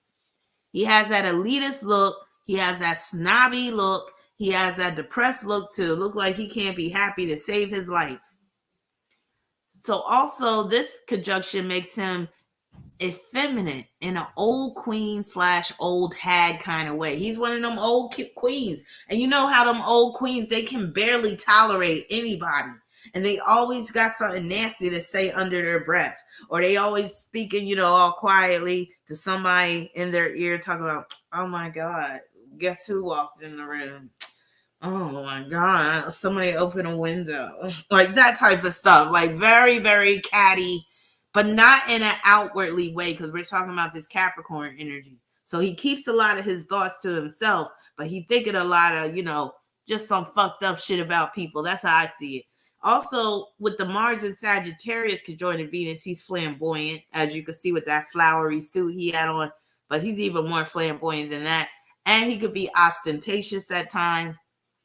Also, he could procure antiques and artifacts for set designs, especially for shows like American Horror Story and other shows, especially that deal with historical content.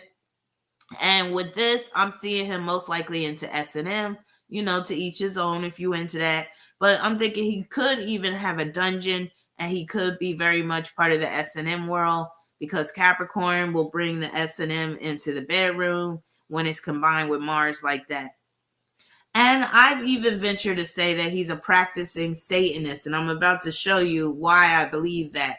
Now, it's not hard to be a practicing Satanist when you got certain things in your chart, like Venus and Capricorn conjoined to Mars and Sagittarius. Sagittarius is religion, and Capricorn is Satan, it's the devil. And then he has that heavy Scorpio energy, especially Sun conjunct Neptune and Scorpio. Neptune's adding that spirit into it, spirituality. And then he has Saturn in Pisces. And Saturn in Pisces is a satanic Saturn. Satanism comes very much from Saturn and Pisces. Now, Satan himself, that's Capricorn and Saturn. But when you got Saturn and Pisces, that's like satanic ceremonies. That's like you're worshiping Satan. So it's very easy for a person with Saturn and Pisces, and they're a dark Scorpio, and they got Venus and Capricorn conjoined to Mars in Sagittarius to be a Satanist. I mean, it just fits. So I believe he's an active practicing one. I could be wrong, but he is in Hollywood, and you know how a lot of them get down. And check this out. This is what I saw, Chelsea. Again, I don't know if you're listening, but you can always catch the replay. And for those that just came in, Chelsea is the one that sponsored this case study. So that's why you're hearing me say Chelsea. So this is where I'm seeing signs of his satanic beliefs, his satanic worship through even the show Glee. Because the show Glee has a strong red, black, and also white color theme. And you know what those colors mean in terms of Satanism, among other things? Blood, shit, and cum. Shit, blood, and cum on my hands. Like in that song Prison Sex by Tool. Check out that song Prison Sex by Tool. He be talking about shit, blood, and cum on my hands. That is red, black, and white. In terms of the occult, if you're talking about sex magic, those colors are representing those fluids. Well, one's a solid. But yes, this is on some real shit. So when you see these colors prominent with some artists or some movie makers and stuff, so a lot of these people are into the occult. Yes, the spirit cooking ingredients. Thank you, Natasha. That's what this is about. So when you see those colors prominent, a lot of times in award shows, you'll see those colors very prominent. You'll see the red, black, and the white. And again, they're standing for blood, shit, and cum. Because when you mix those ingredients together, it has powerful negative demonic energy. It basically attracts demons. Here he is right here. So this is an example of him being flamboyant. So that's that Mars and Sagittarius. Mars and Sagittarius can result in being very outlandish, ostentatious, very showy, over the top with things. And then just the Venus is dealing with style.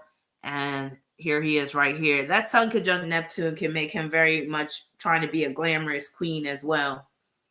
Now, here we go with the colors. And this is what I'm talking about. So Chelsea, remember you were looking at Glee as being all happy and all roses and singing and stuff and la-di-da. But look at the color scheme in the show Glee. You see it? Red, black, and white. Oh, that's not all. Look at this. Red, black, and white. And this is that Venus conjunct Mars. He's repping his beliefs right here. He's showing you the symbolism. He's showing you what team he's on. Team Satan. Here we go again. Red, black, and white. Blood, shit, and cum. I hate to sound so graphic, but it is what it is. And you know, somebody mentioned red or sex. Red is very much dealing with sex too. Here we go again. Now, you could say, oh, okay, well, before this was, oh, well, it's the school colors. Well, who chose the school colors? I'm pretty sure Ryan Murphy did. Right? Okay, these are school uniforms. But how about this? These are dresses. Red and black. See this? So, again, Glee may be marketed as this happy, joyous, loving, singing show.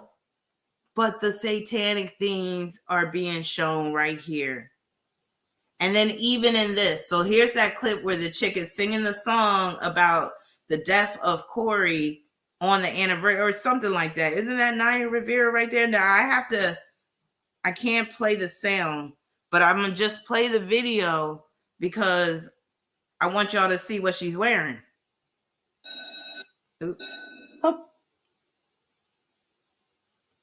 Look at that red and black dress. And this makes me think that these depths are actually sacrifices because, again, showing that the satanic energy has invaded this show. And I feel, and it's purposely. They don't, do this stuff random. Everything is carefully selected in these shows. I'm trying to pan down so you can see the whole dress. Look at that, red and black. Why are they so concerned with wearing red and black? Why did they choose those colors for the school? Yes. Colors, just like numbers, have major significance. Just like the planets, the stars, sun and moon, all of this stuff has major significance. You know, you got the material part, but there's always a spiritual counterpart. So you got colors, but there's always a spiritual significance of certain colors. And these people in Hollywood, they know this. That's why they use certain colors. And that's why even in advertising, they use certain colors to get you to buy things. That's why Target is predominantly red. Why? Because red gets you pumped up. Red makes you want to go. Red makes you want to do things. It makes you passionate. It makes you impulsive. Mars, Aries, red. And red makes you horny as well. That's why red lipstick. You know, the Christians, they would try to say, oh, you shouldn't wear red lipstick. They call you a floozy. Or red nail polish or red shoes. Oh, look at her. Back in the day, you wore red. Oh, look at you. Oh, she a loose woman. Look at her with that red dress and then that red lipstick. But yeah, I just wanted to point that out. So again, that just shows that this Glee show is not entirely innocent. And again, it's kind of showing you why these people are dying on this show. Or people that act on this show are ending up dead because of this satanic energy. And you know, Satan, Saturn, has to be given sacrifices, has to be fed. Just like Saturn, the mythology of Saturn, he ate his children. These people that worship Saturn, Satan, they continue on with the mythology. They continue on with the tradition, which is why a lot of these people are into child sacrifice. It is what it is. And just Hollywood and the music industry with these sacrifices, whether it's children or adults, it just goes hand in hand. The beast needs to be fed. So Venus and Mars opposing Jupiter in Cancer. So again, this is him drawing stories from various cultures, history, but also his background. Strong influence from his mother. So he talks about his mother quite a bit in terms of, he said that she stopped her career to be a homemaker, and he just was, you know, amazed at that. But she still, you know, she was a writer or something like that. Also, including a lot of people of color in his shows. Now, again, some people are going to be grateful to him for this. But I'm looking at it more so as opportunism because he got that Venus in Capricorn. Probably owns a lot of real estate in different countries, privacy concerns. And again, I think he tries his best not to gain weight, and he could fast for extended periods of time. This opposition is akin to water fasting. And again, I wouldn't be surprised if he is like rather severe and hard on himself, and weight could have a lot to do with it. Like he probably tries his hardest not to put on weight because he is very much about status. And with that 9, that ego can be really dominant with him. Oops, I forgot to do that slide. So let me skip back over here. So I think this is his husband right here. But again, you see with the suit, very flamboyant with that, what is that, like a snake print or whatever? Yeah, I think he is a snake. But again, if you look at his expressions, he does not look happy. So he has Mercury conjoined to his Sagittarius South Node. So this can produce mental superiority complex. He could have a God complex. Also strong religious themes. He attended Catholic school for 9 years. His Mercury is at the 9th degree of Sagittarius. Very intelligent, but also philosophical. Broad-minded, mind expansion. He is a media magnate. Mastering television, taking over television, basically, especially when you take into account Mercury is opposing that Gemini North Node. Expanding the scope of TV content with Glee and American Horror Story especially. Has read many books, much travel, lectures, perhaps, teaching, perhaps. And those football players, again, he was dating practically the whole football team back in high school, secretly. Now I'm exaggerating, But it did say he said out his own mouth he had some secret affairs with some of the football players. And Sagittarius is an athletic sign. Mercury represented school and his schoolmates, and that's very much dealing with that. Now, when you see that Sagittarius energy, you just got to assume he was a hoe. He was a hot ass when he was young. And again, he didn't say he had a secret affair with the football player, like this, the quarterback. He said football players. So I would venture to say that they was running trains on him and everything. Yeah, he was the real mascot of the team. And trust me, I know. I got that. I'm a Sagittarius. I'm a strong Sag. And I had my little hoe phase. So I already know how it is. I know how Sagittarius get down. Especially a man. Come on now. He like, yeah, that's right. He was like, hell yeah. Look at him. But you can really see the snarkiness, the snobbery right here. And just that mental superiority. It's just oozing out of him. And what's he smacking his lips for? I'm gonna tell you what that's coming from. That's that Taurus moon. You see, it's like he wish he had something in his mouth, but he don't, and that's why his mouth is just moving like that. Or he might be jonesing for his next pill, because I think he a pill popper too. All right, wait a minute. What you say? What are they trying to block out? Okay, you said they make them do gay shit once they join the brotherhood, but this dude was already gay. Jacqueline said, I wouldn't call him willingly wanting to get on his knees and be in a perv and affair. He was showing his team spirit. That's what he was doing. Team spirit. All right, what we got right here? Okay, so Mercury in the South Node opposing Gemini North Node. His ideas are turned into television series. Could have a problem with overthinking or outlandish thinking, and then the network has to tell him, look, we can only show this much. We can't do as much as you want. You're going a bit too far with these ideas. Also gets to a point where he starts to question his religious indoctrination. So again, he has strong religious indoctrination through the Catholic Church, him going to Catholic school. Damn, I'm getting hungry. And I didn't eat a lot. But I gotta tell you, I have been exercising lately, so that's probably why I'm hungry. But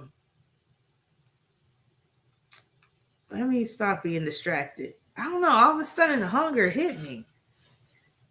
All right, so he has Mercury and the South Node squaring Saturn and Pisces, and this is part of a T-square aspect pattern. So this can deal with scandals and, the scandals involving Glee and people wondering, what's going on with this. Also, this is representing how some artists denied him having access to their music to be used for Glee. So not everybody was down with having their music being reproduced on Glee. Secrets, having secret sexual encounters with football players when in high school. Now, he still probably got some secrets, so we got to take that into account. Also, this square can produce a sick and twisted mind that has no bounds.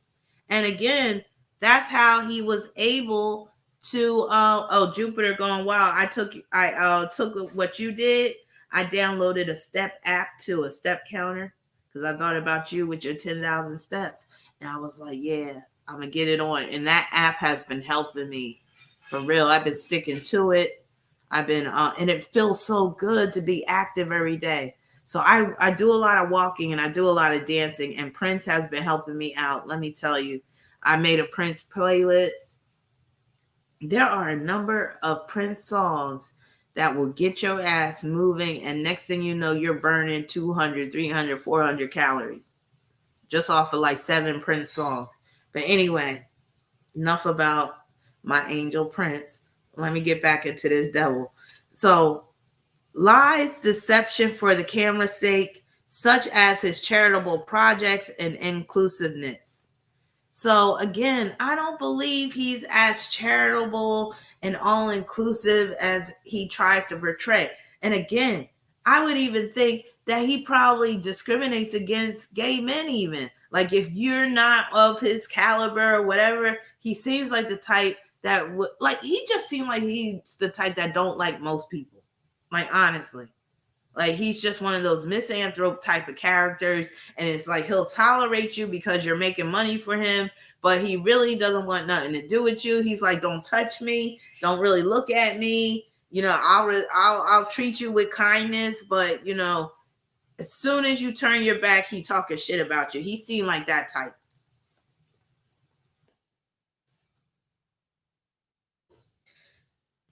Oh my God. See, stuff like this is why I can't get into that American Horror Story. I'm waiting for it to pop up here. This shit right here. Now, again, I've been very much into horror over the years. I used to absolutely love horror. But stuff like this, it's too much. Like, that's on some real, like, demonic shit. Like, but I see this as Mercury and South Node squaring Saturn and Pisces, because Pisces rules clowns. So I'm thinking he probably had a fear of clowns when he was young, and he channeled that fear into the freak show season. But see, that's just too much. I just, nah. That's what I mean. Like, his horror is on some next level shit, and it's shit that I really don't even want to expose myself to. Now, also with this square with Mercury, South Node squaring Saturn and Pisces, I'm seeing this as him being someone who goes back on his word, breaks promises, feigns ignorance. And I did read a little snippet of an article where Naya Rivera's father was saying that Ryan Murphy owed him or something, or reneged on a promise or something. And I'm like, there it is right there. Also, I see him again, the meanness. People that have Mercury square Saturn, not everybody, but some people that got Mercury square Saturn can be quite mean. But with Saturn being in Pisces, he's mean, but in a passive way. And he's the type that will throw shade and will try to humiliate others, but do it in a subtle way.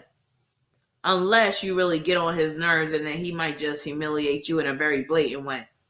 Also, I'm thinking he's been placed in some humiliating situations as well, but he may like it. You know, some people like to be humiliated, and I wouldn't be surprised if he was one of those people. And the humiliation probably started in high school when he was in the locker room with them football players on his knees, sucking them off around in the circle.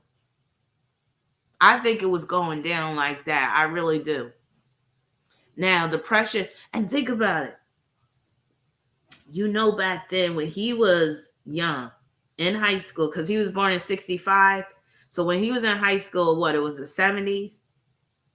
Just think about how a lot of guys weren't comfortable being gay back then, or even being bisexual. So, and especially if they're football players. So they might, behind closed doors, you know, do some gay shit, but then because they're conflicted about it, now they're mistreating the guy that sucked them off. You get what I'm saying? They're slapping him around. They're calling him shit. It's like how the Greek days were. In the Greek days, you had two different types of gay men. You had the masculine gay men, and they didn't even consider themselves to be gay, really. And then you had the feminine gay men, or they just used boys in some cases, and they were considered gay. It was only the feminine ones that were the receivers that were considered gay during the Greek times. The ones that were the givers weren't considered, they didn't consider themselves gay. So again, go back to the 70s, you got these football players, these big burly football player, all pumped up with testosterone and stuff. They don't want to admit that they're gay. They're all conflicted about it, or that they're bisexual. They're conflicted about it. So now they're really humiliating Ryan Murphy because they don't want to really come to terms with who they really are. But again, I wouldn't be surprised if Ryan Murphy was getting off on that shit, like the humiliation part. And I wouldn't be surprised if that still is in his bedroom nowadays. Because again, I wouldn't be surprised if he had one of them sex dungeons and shit. or he could be humiliating other people sexually at this point. Now, also, I'm seeing these squares as depression can cause him to drink heavily or use drugs, or addiction, or coming down from intoxicating substances could be the trigger for depression. Look, let me tell y'all a story real quick. On this note, LeBou said, I've heard that a lot of from older guys who were during the 70s, if the trade was on top, they were all for it. Exactly. Let me tell y'all a story, and I heard this from the horse's mouth. I think I told y'all this story before. So when I used to work in the homeless shelter, I used to hold these groups for some of the homeless men. And they would talk about, like, it was like therapy groups and stuff. And we would, like, they would talk about some of the like troubles that they had and some of their past and stuff. Well, one day, this older Black gentleman, he started talking about his days when he was young, like back in the 70s. And he said that he wasn't gay, but him and his friends would go cruising on the weekend for some poor dude that looked weak and vulnerable, and they would kidnap him, like they would throw him in their van and rape him. And he was like, but we wasn't gay though. I was like, what? Yo, when I tell you, and this was back in Philly. When I tell you this man was dead serious and he was saying it like there was no shame in his game, I couldn't believe it. I was like, that opened my eyes as to how some men really get down. So again, especially back then, that shit was happening like that. But anyway, I'm also seeing this as depression can cause him to drink heavily or use drugs, or addiction, or coming down from intoxicating substances could be the trigger for depression. Also, he could be mentally disturbed. He could have symptoms of schizotypal personality disorder. I wouldn't be surprised, because again, you got to wonder what is going through somebody's mind to create horror on that level. Because that shit with American Horror Story, some of that shit is sick and twisted.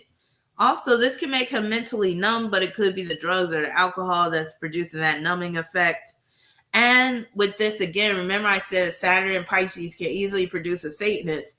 Satanism wins out over his Catholic indoctrination. And again, you got to pay to play. So that's how it is in Hollywood. To be in the upper echelons of Hollywood, you got to go to them satanic, eyes wide shut sex parties and shit like that. You got to basically be part of it. And I think he's a willful participant. Look at this shit. The screen is kind of delayed. Here it go. It's coming. Look at this demonic shit. This is what I'm talking about. This is like on some next level. I can't get down with this stuff. Because guess what? I have a very vivid imagination too. And I be having some wild dreams.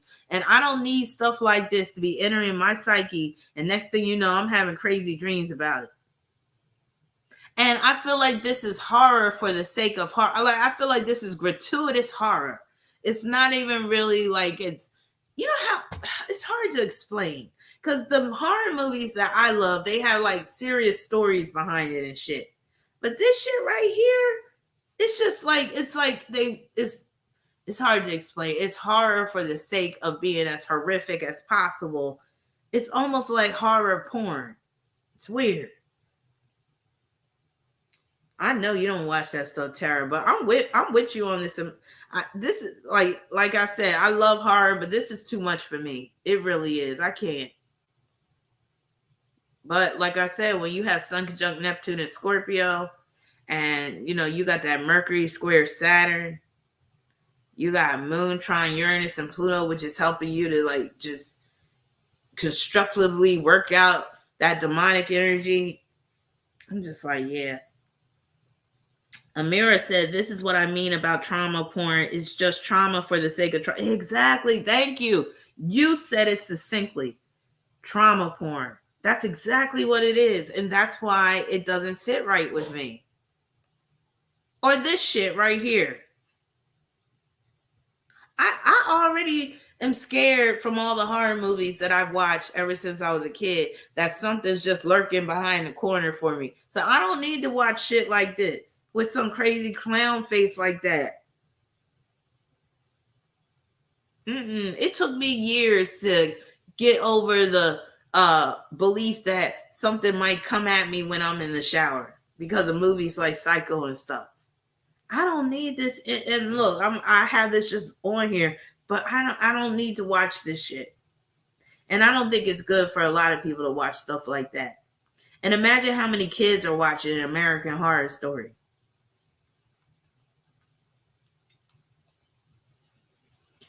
All right, so Uranus and Pluto opposition Chiron and Pisces, hiring people to execute his vision. Sexual perversions and extreme horror are translated onto film. So again, like Amira said, trauma porn.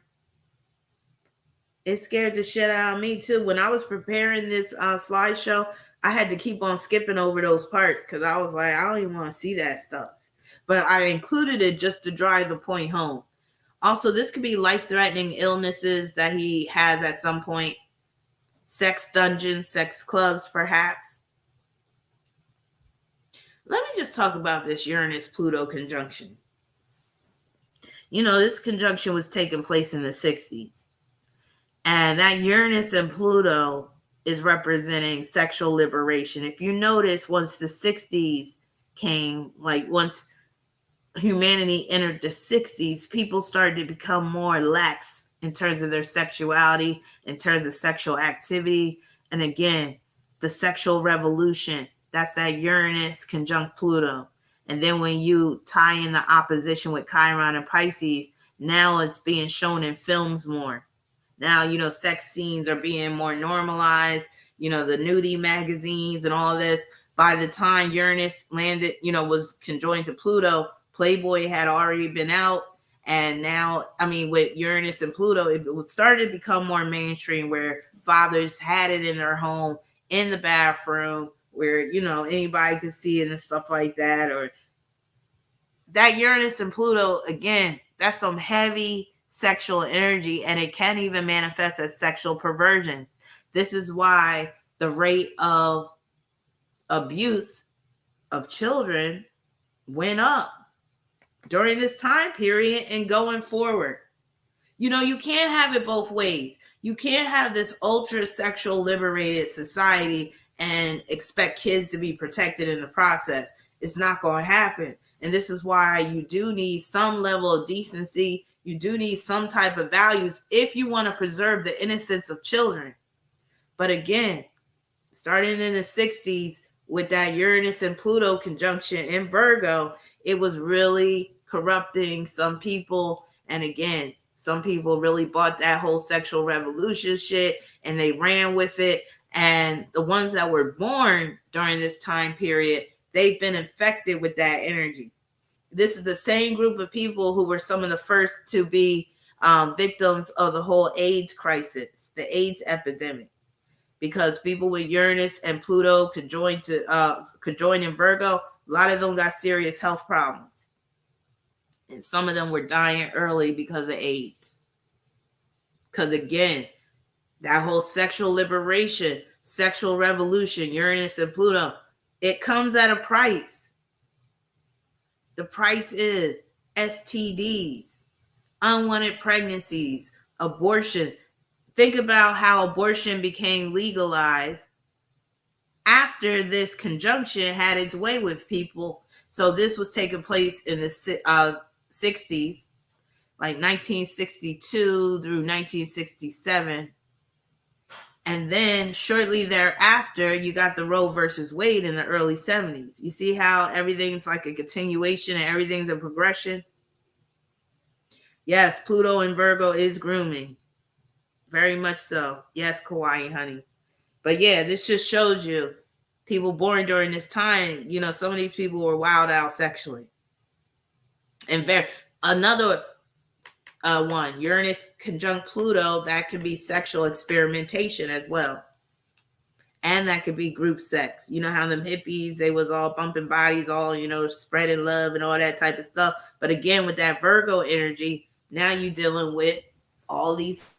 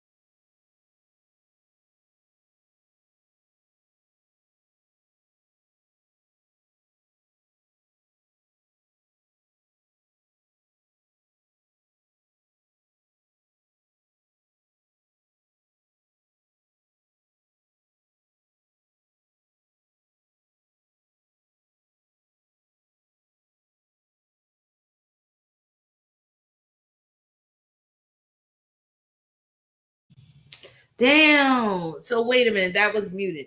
So how long? What's the last thing I said? What's the last thing y'all heard?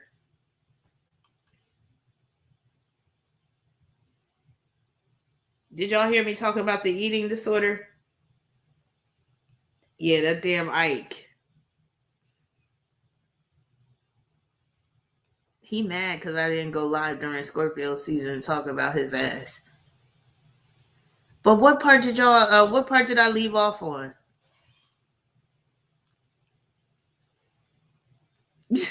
I don't know. Say we bind you, Ryan. We bind you. Damn, I was just.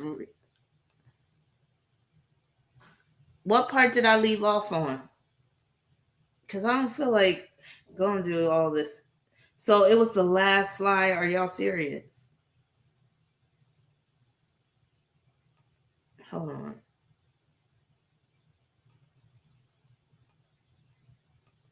Did you hear me when I was talking about Uranus and Pluto opposition series and how Ceres deals with diet and nutrition? And I was saying that reinforces the what I was saying, where he might have had an eating disorder at some point. But I also said that Ceres deals with mothers. So I was saying that maybe at some point he was thinking about having a child and he was talking to a potential surrogate mother or considering it or what have you. Damn, 5 minutes? It's a short in my microphone USB cable. That's what it is. And I must have hit it. All right, so let me... So Chiron is conjoined to Ceres in Pisces. And that can be strange eating habits because, again, Ceres deals with diet, nutrition, food, strange types of food, eating disorder reinforced perhaps, and there could be some secrecy involving a surrogate mother. Now, you know, some people use surrogate mothers for other reasons beyond having a child, if you catch my drift. Uranus and Pluto conjunct Pandora. Now, Pandora is an asteroid that can deal with something toxic or dangerous being released. And once it's released, there's no going back, and where a bunch of damage is created. So a lot of times in real life, Pandora can deal with damning information being released about somebody. So with this, he could have a friend or associate could have damning information about him. And with Chiron opposing Pandora, Chiron being in Pisces, it could be on video. So somebody could have video of him doing something dirty or something messed up. And then this could deal with his attempts to keep his evil activities a secret. Uranus and Pluto conjunct Hygeia. Hygeia is an asteroid that deals with health. It can deal with health disorders. It can deal with doctors. So issues with sexual health, with Pluto being in the mix, and hygiene perhaps, but also a disorder of the intestines or lower stomach, STDs.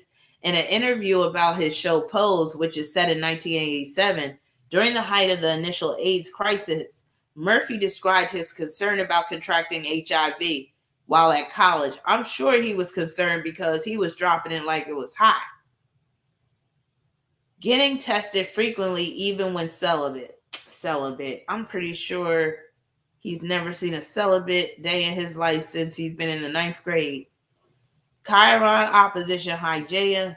So this is pointing to the fear of catching an STD. But he could have a special connect in the form of a doctor, and that could be how he gets some prescription drugs. I wouldn't be surprised if he is a big time pill popper. He kind of has that look. He has that look of a heavy drinker too.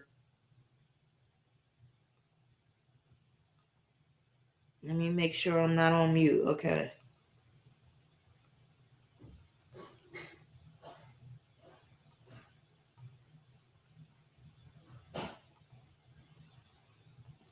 This part right here, I think, is very telling.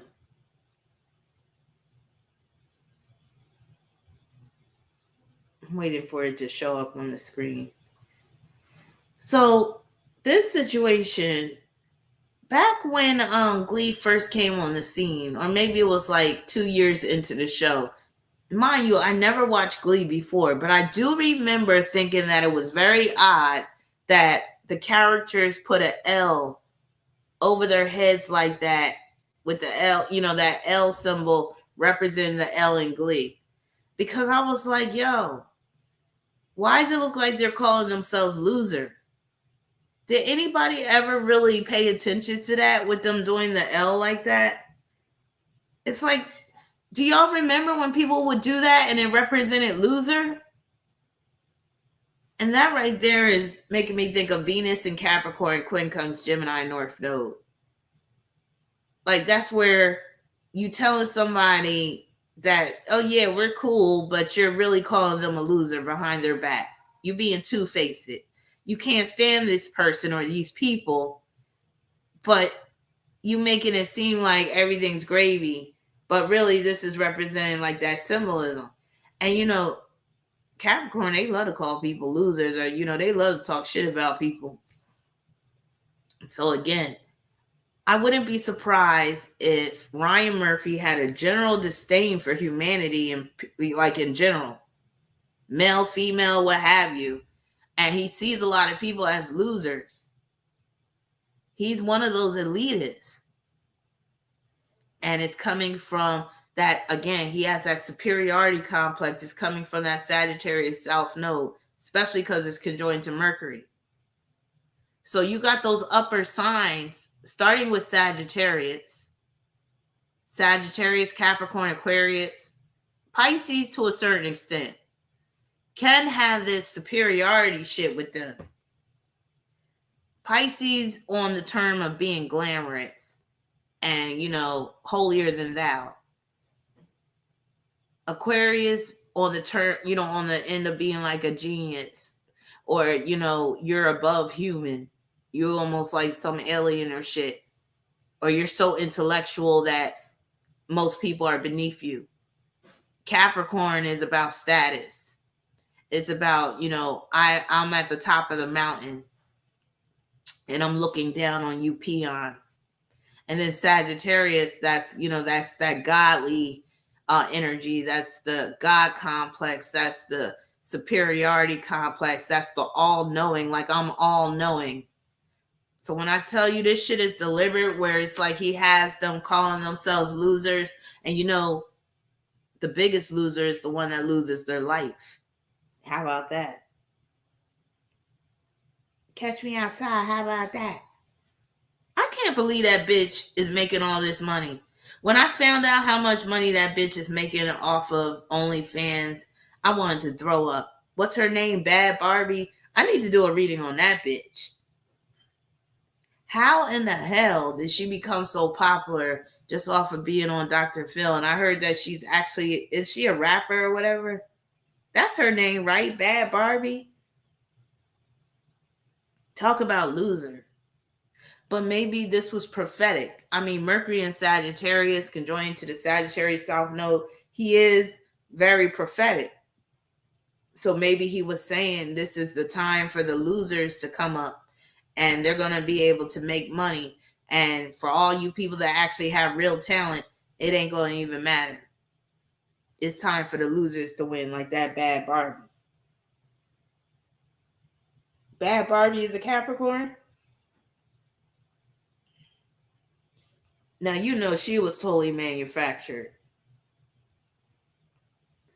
So LaBoo said black people put her on a pedestal and she ran with it. Now somebody's saying she's an Aries. I don't know what her sign is, but I might do a reading on her. Okay, so Derek said she's an Aries with a Capricorn moon. But yeah, y'all see what I mean about this loser symbolism?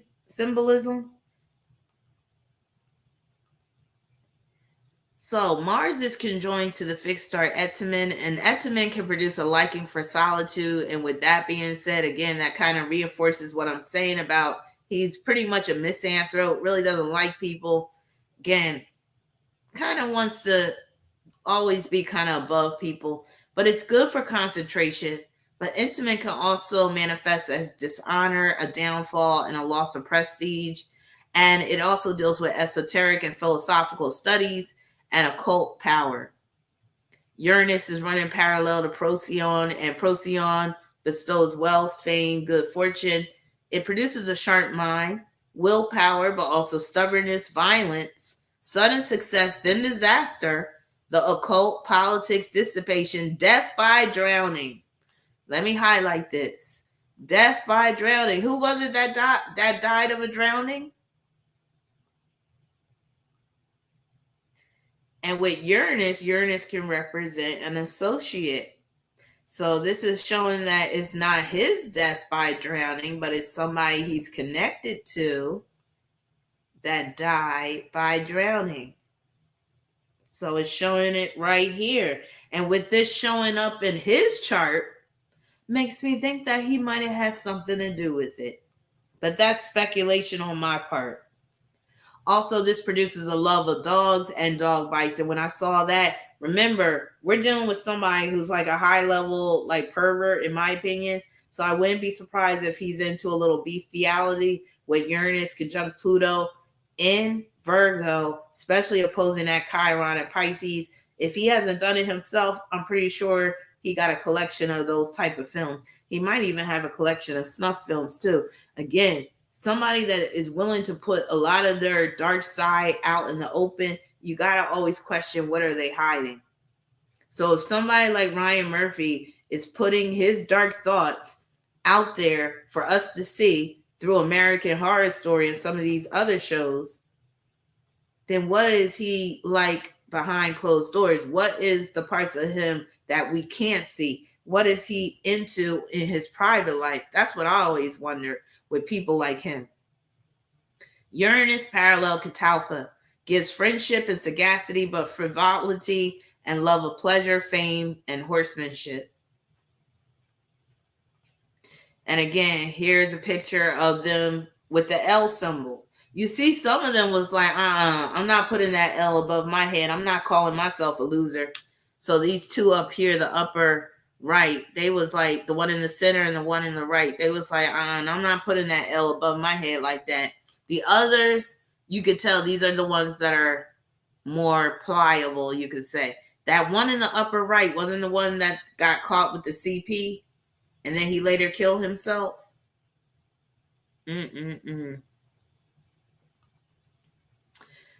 Okay, this one is interesting. So he has Neptune running parallel to the fixed star Zubin el-Janubi. And look at his smug self. He can't even be happy for people. Look at him. All right, but Zubin el-Janubi is a terrible fixed star that can manifest as loss, theft, betrayal, abuse, venereal disease, otherwise known as sexually transmitted diseases, poisoning. It's another star that can manifest as drowning. So far we got 2 stars in his chart that pertain to drowning. And you know, Neptune deals with sacrifice. So Neptune running parallel to Zubin el-Janubi, that could deal with a drowning. That is a sacrifice for him. Anguish, revenge, and criminality. Now, with fixed stars, not all of the possible manifestations will apply to a person's life. But if we see that some of the good things of fixed stars apply to a person's life to a T, like with Ryan Murphy, then we have to also assume that some of the darker manifestations of some of these stars is also going to apply to his life as well.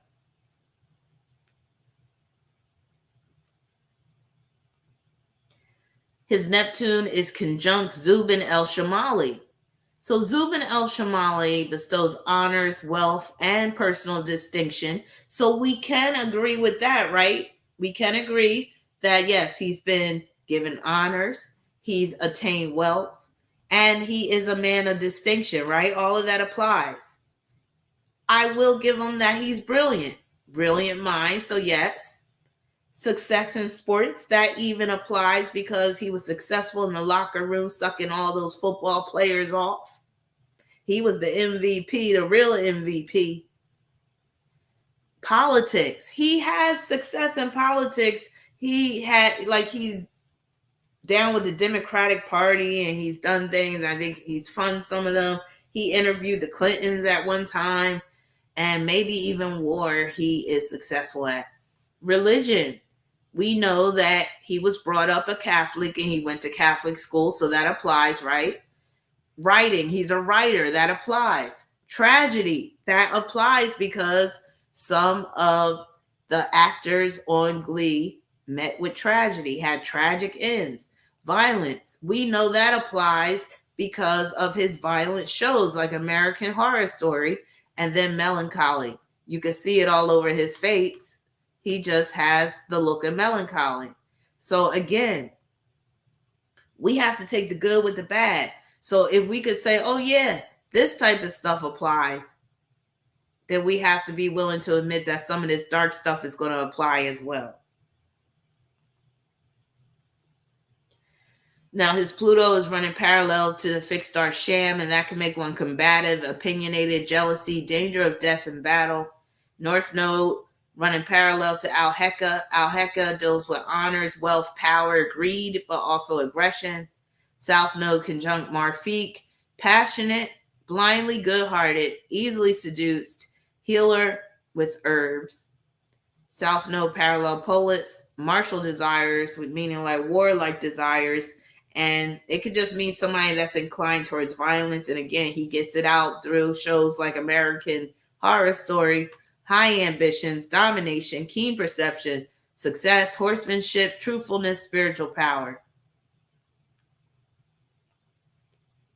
Venus is opposing Siwa, and I'm thinking that that's dealing with perhaps either he tried to get a surrogate, or that could deal with where he is very much getting, I don't even want to say it, but just know what some of these Hollywood people are into. Just know that Siwa deals with fertility. I'll just say that.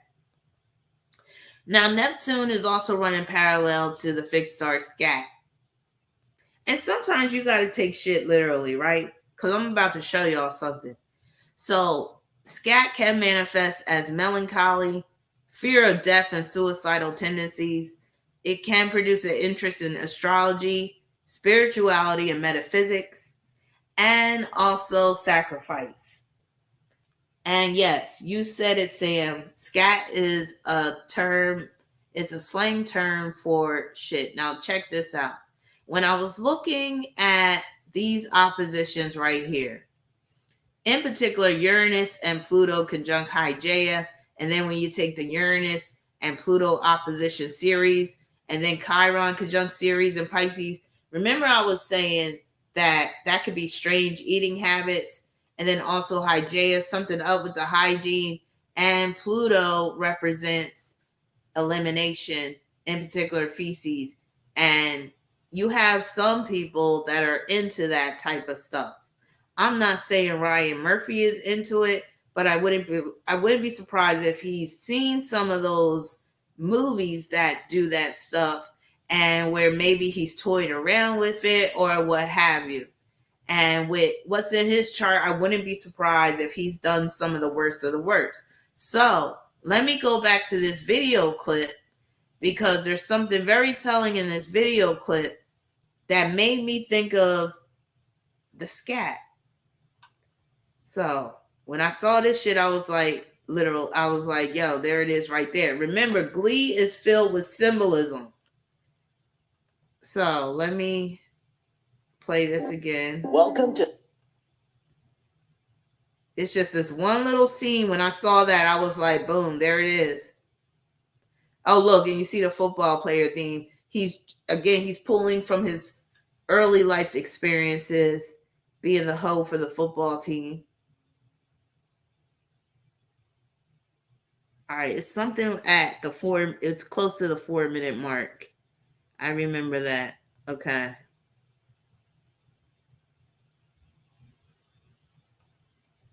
Let me see.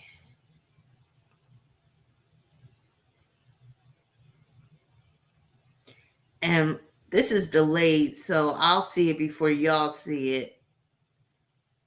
So when I see it, I'm going to pause it. Okay. Here it is. You see that shit? Wait a minute. It's taking a minute to show up on YouTube. Now, again, I've never seen Glee, so I don't know what this scene is about. But why does he have, what is that supposed to be, chocolate? Why is that smeared all over his face? I mean, he's in high school. He's not a 2-year-old. Now, somebody can explain to me in the comments what this scene was about, like why he has chocolate all smeared over his face. But in my opinion, that is symbolism for scat type of porn, scatological. I can't even pronounce that disgusting name. But if you don't know what I'm talking about, look it up. It's SCAT. I'm going to get demonetized for this shit. But again, what would be the reason why that scene is in that show? Again, why does he have chocolate smeared all over his face? Again, that's symbolism. These people are always putting shit that they do in the movies. Eddie Murphy did the same thing. Like, Eddie Murphy would tell on himself all the time with his movies. Like, especially like Nutty Professor and Norbit and stuff, because Eddie Murphy, he got his own kink about him. If you study Eddie Murphy's movies, you can see what he's really into. Same with other artists, other filmmakers, directors, writers. A lot of times they write about what they know. That's number one rule when it comes to being a good writer. You write about what you know. So again, it made me think about those oppositions dealing with Hygeia and Ceres, with Uranus and Pluto and Chiron. And I'm like, with that, remember I said he could be eating something strange. But then also that, of course, if you do something like that, the hygienic part comes into play. And with that Hygeia dealing with those planets, it makes a lot of sense. So this is just speculation on my part. But again, why? Let me see if there's dialogue on this part. Stalling was found dead from an apparent. So there's no dialogue because there's a voiceover. So I don't even know what the context of this scene is and why this dude has chocolate all over his mouth, which could be interpreted as poop. I'm telling you, that's what these motherfuckers are into. Aleister Crowley, who was this dark black magic magician, and he called himself the Great B66 and the wickedest man alive, he advocated doing stuff like eating shit. Because to be the most liberated, according to him, you were supposed to do shit that was so gross and outlandish. And that meant freedom or something. I've never been a fan of Aleister Crowley, and that's one of the main reasons for that gross out shit. But again, I think we're dealing with somebody that is sick and twisted, Ryan Murphy. And that's why you see scenes like this, like in Glee. So, Chelsea, again, to answer your question, how can a man go from creating a show like Glee to American Horror Story? Well, I'm letting you know that Glee wasn't an innocent show. If you really understand how to read symbolism. That's a good question. What is his moon sign? I forget what his moon is in. But I know he had that Aries North Node with the Libra South Node. And he was a Libra sun. But I might do a reading on that devil too. But anyway, that's my case study on this dude, Ryan Murphy. Basically, to sum it up, I believe that he's just one of these dark-sided characters, dark-sided bigwigs in Hollywood. And he's one of those weirdo, sicko perverts that wouldn't think twice about sacrificing a few people if that means he's going to get ahead. A lot of these people do it. A lot of these people, or they'll either sacrifice for power, or they'll take somebody out if somebody has some shit against, out to get them. Like, who was I reading about the other day? And where it was so clear that they took this person out because they were afraid the person was going to start talking. Oh, damn, who was it? It was some death that happened shortly after some information came out. I can't remember who it was. But yeah, it happens all the time. Oh yeah, Kauai, I got a few more that I got to do of yours. So if you want me to do the next ones, your next one's live, I'll do that for you. Just email me and let me know if you want me to do all of them live, the ones you submitted already, or if it's just one in particular. And then I got one. I'll be doing another one. This one is going to be dealing with a synastry love triangle. So stay tuned for that, y'all. And I hope I didn't get any requests for readings because I am tired and I'm ready to sign off.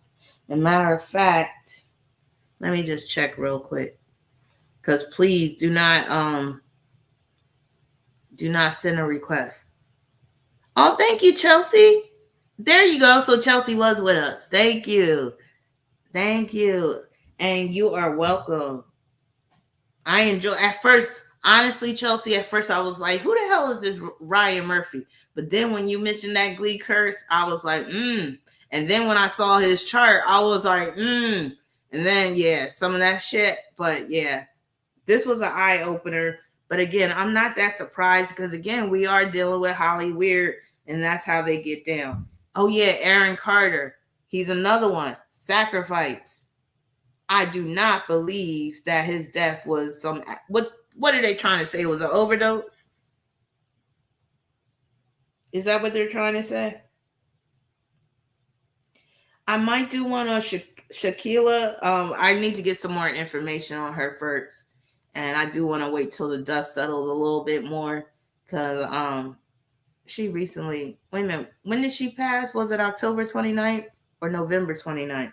No, it ain't even November 29th yet. So had to be October 29th.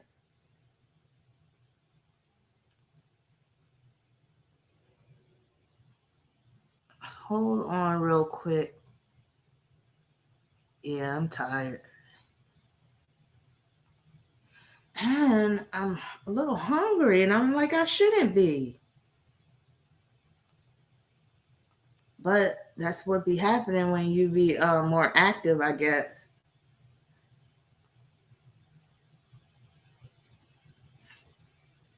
All right, let me see something.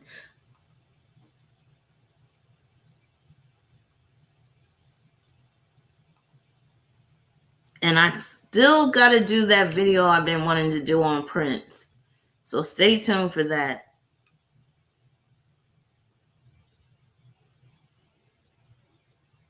All right. So I'm going to head on out. I might do a moon sign video. I might really do it. But you know me, if I do a moon sign video, I'm going to have to do it where it's going to be fun. I can't just do it like, oh, the moon and Gemini and stuff like that.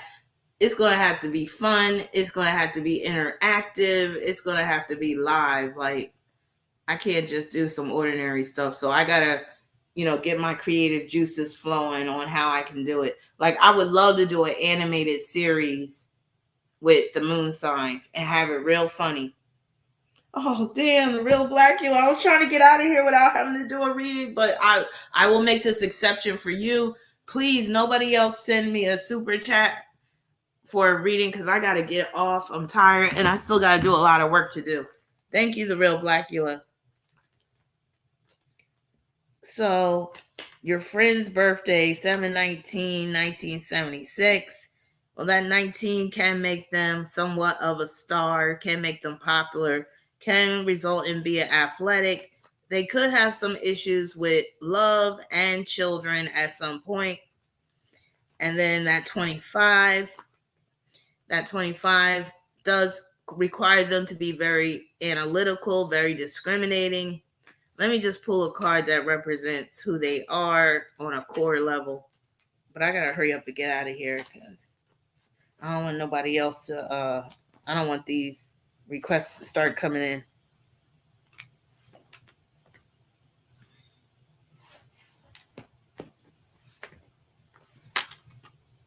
I got the Queen of Wands, and that does fit that 19. because Queen of Wands is very confident, and 19s are often confident. 19s can be, again, the center of attention, the star, the celebrity. 19s might be doing some performing. So they might be talented in some way, but the ego can get in the way when you're 19. So they have to learn how to be humble and all that stuff. Oh yeah, I always talk about my Capricorn moon. So yeah, Derek knows. But yeah, so thank you everybody for tuning into this live stream.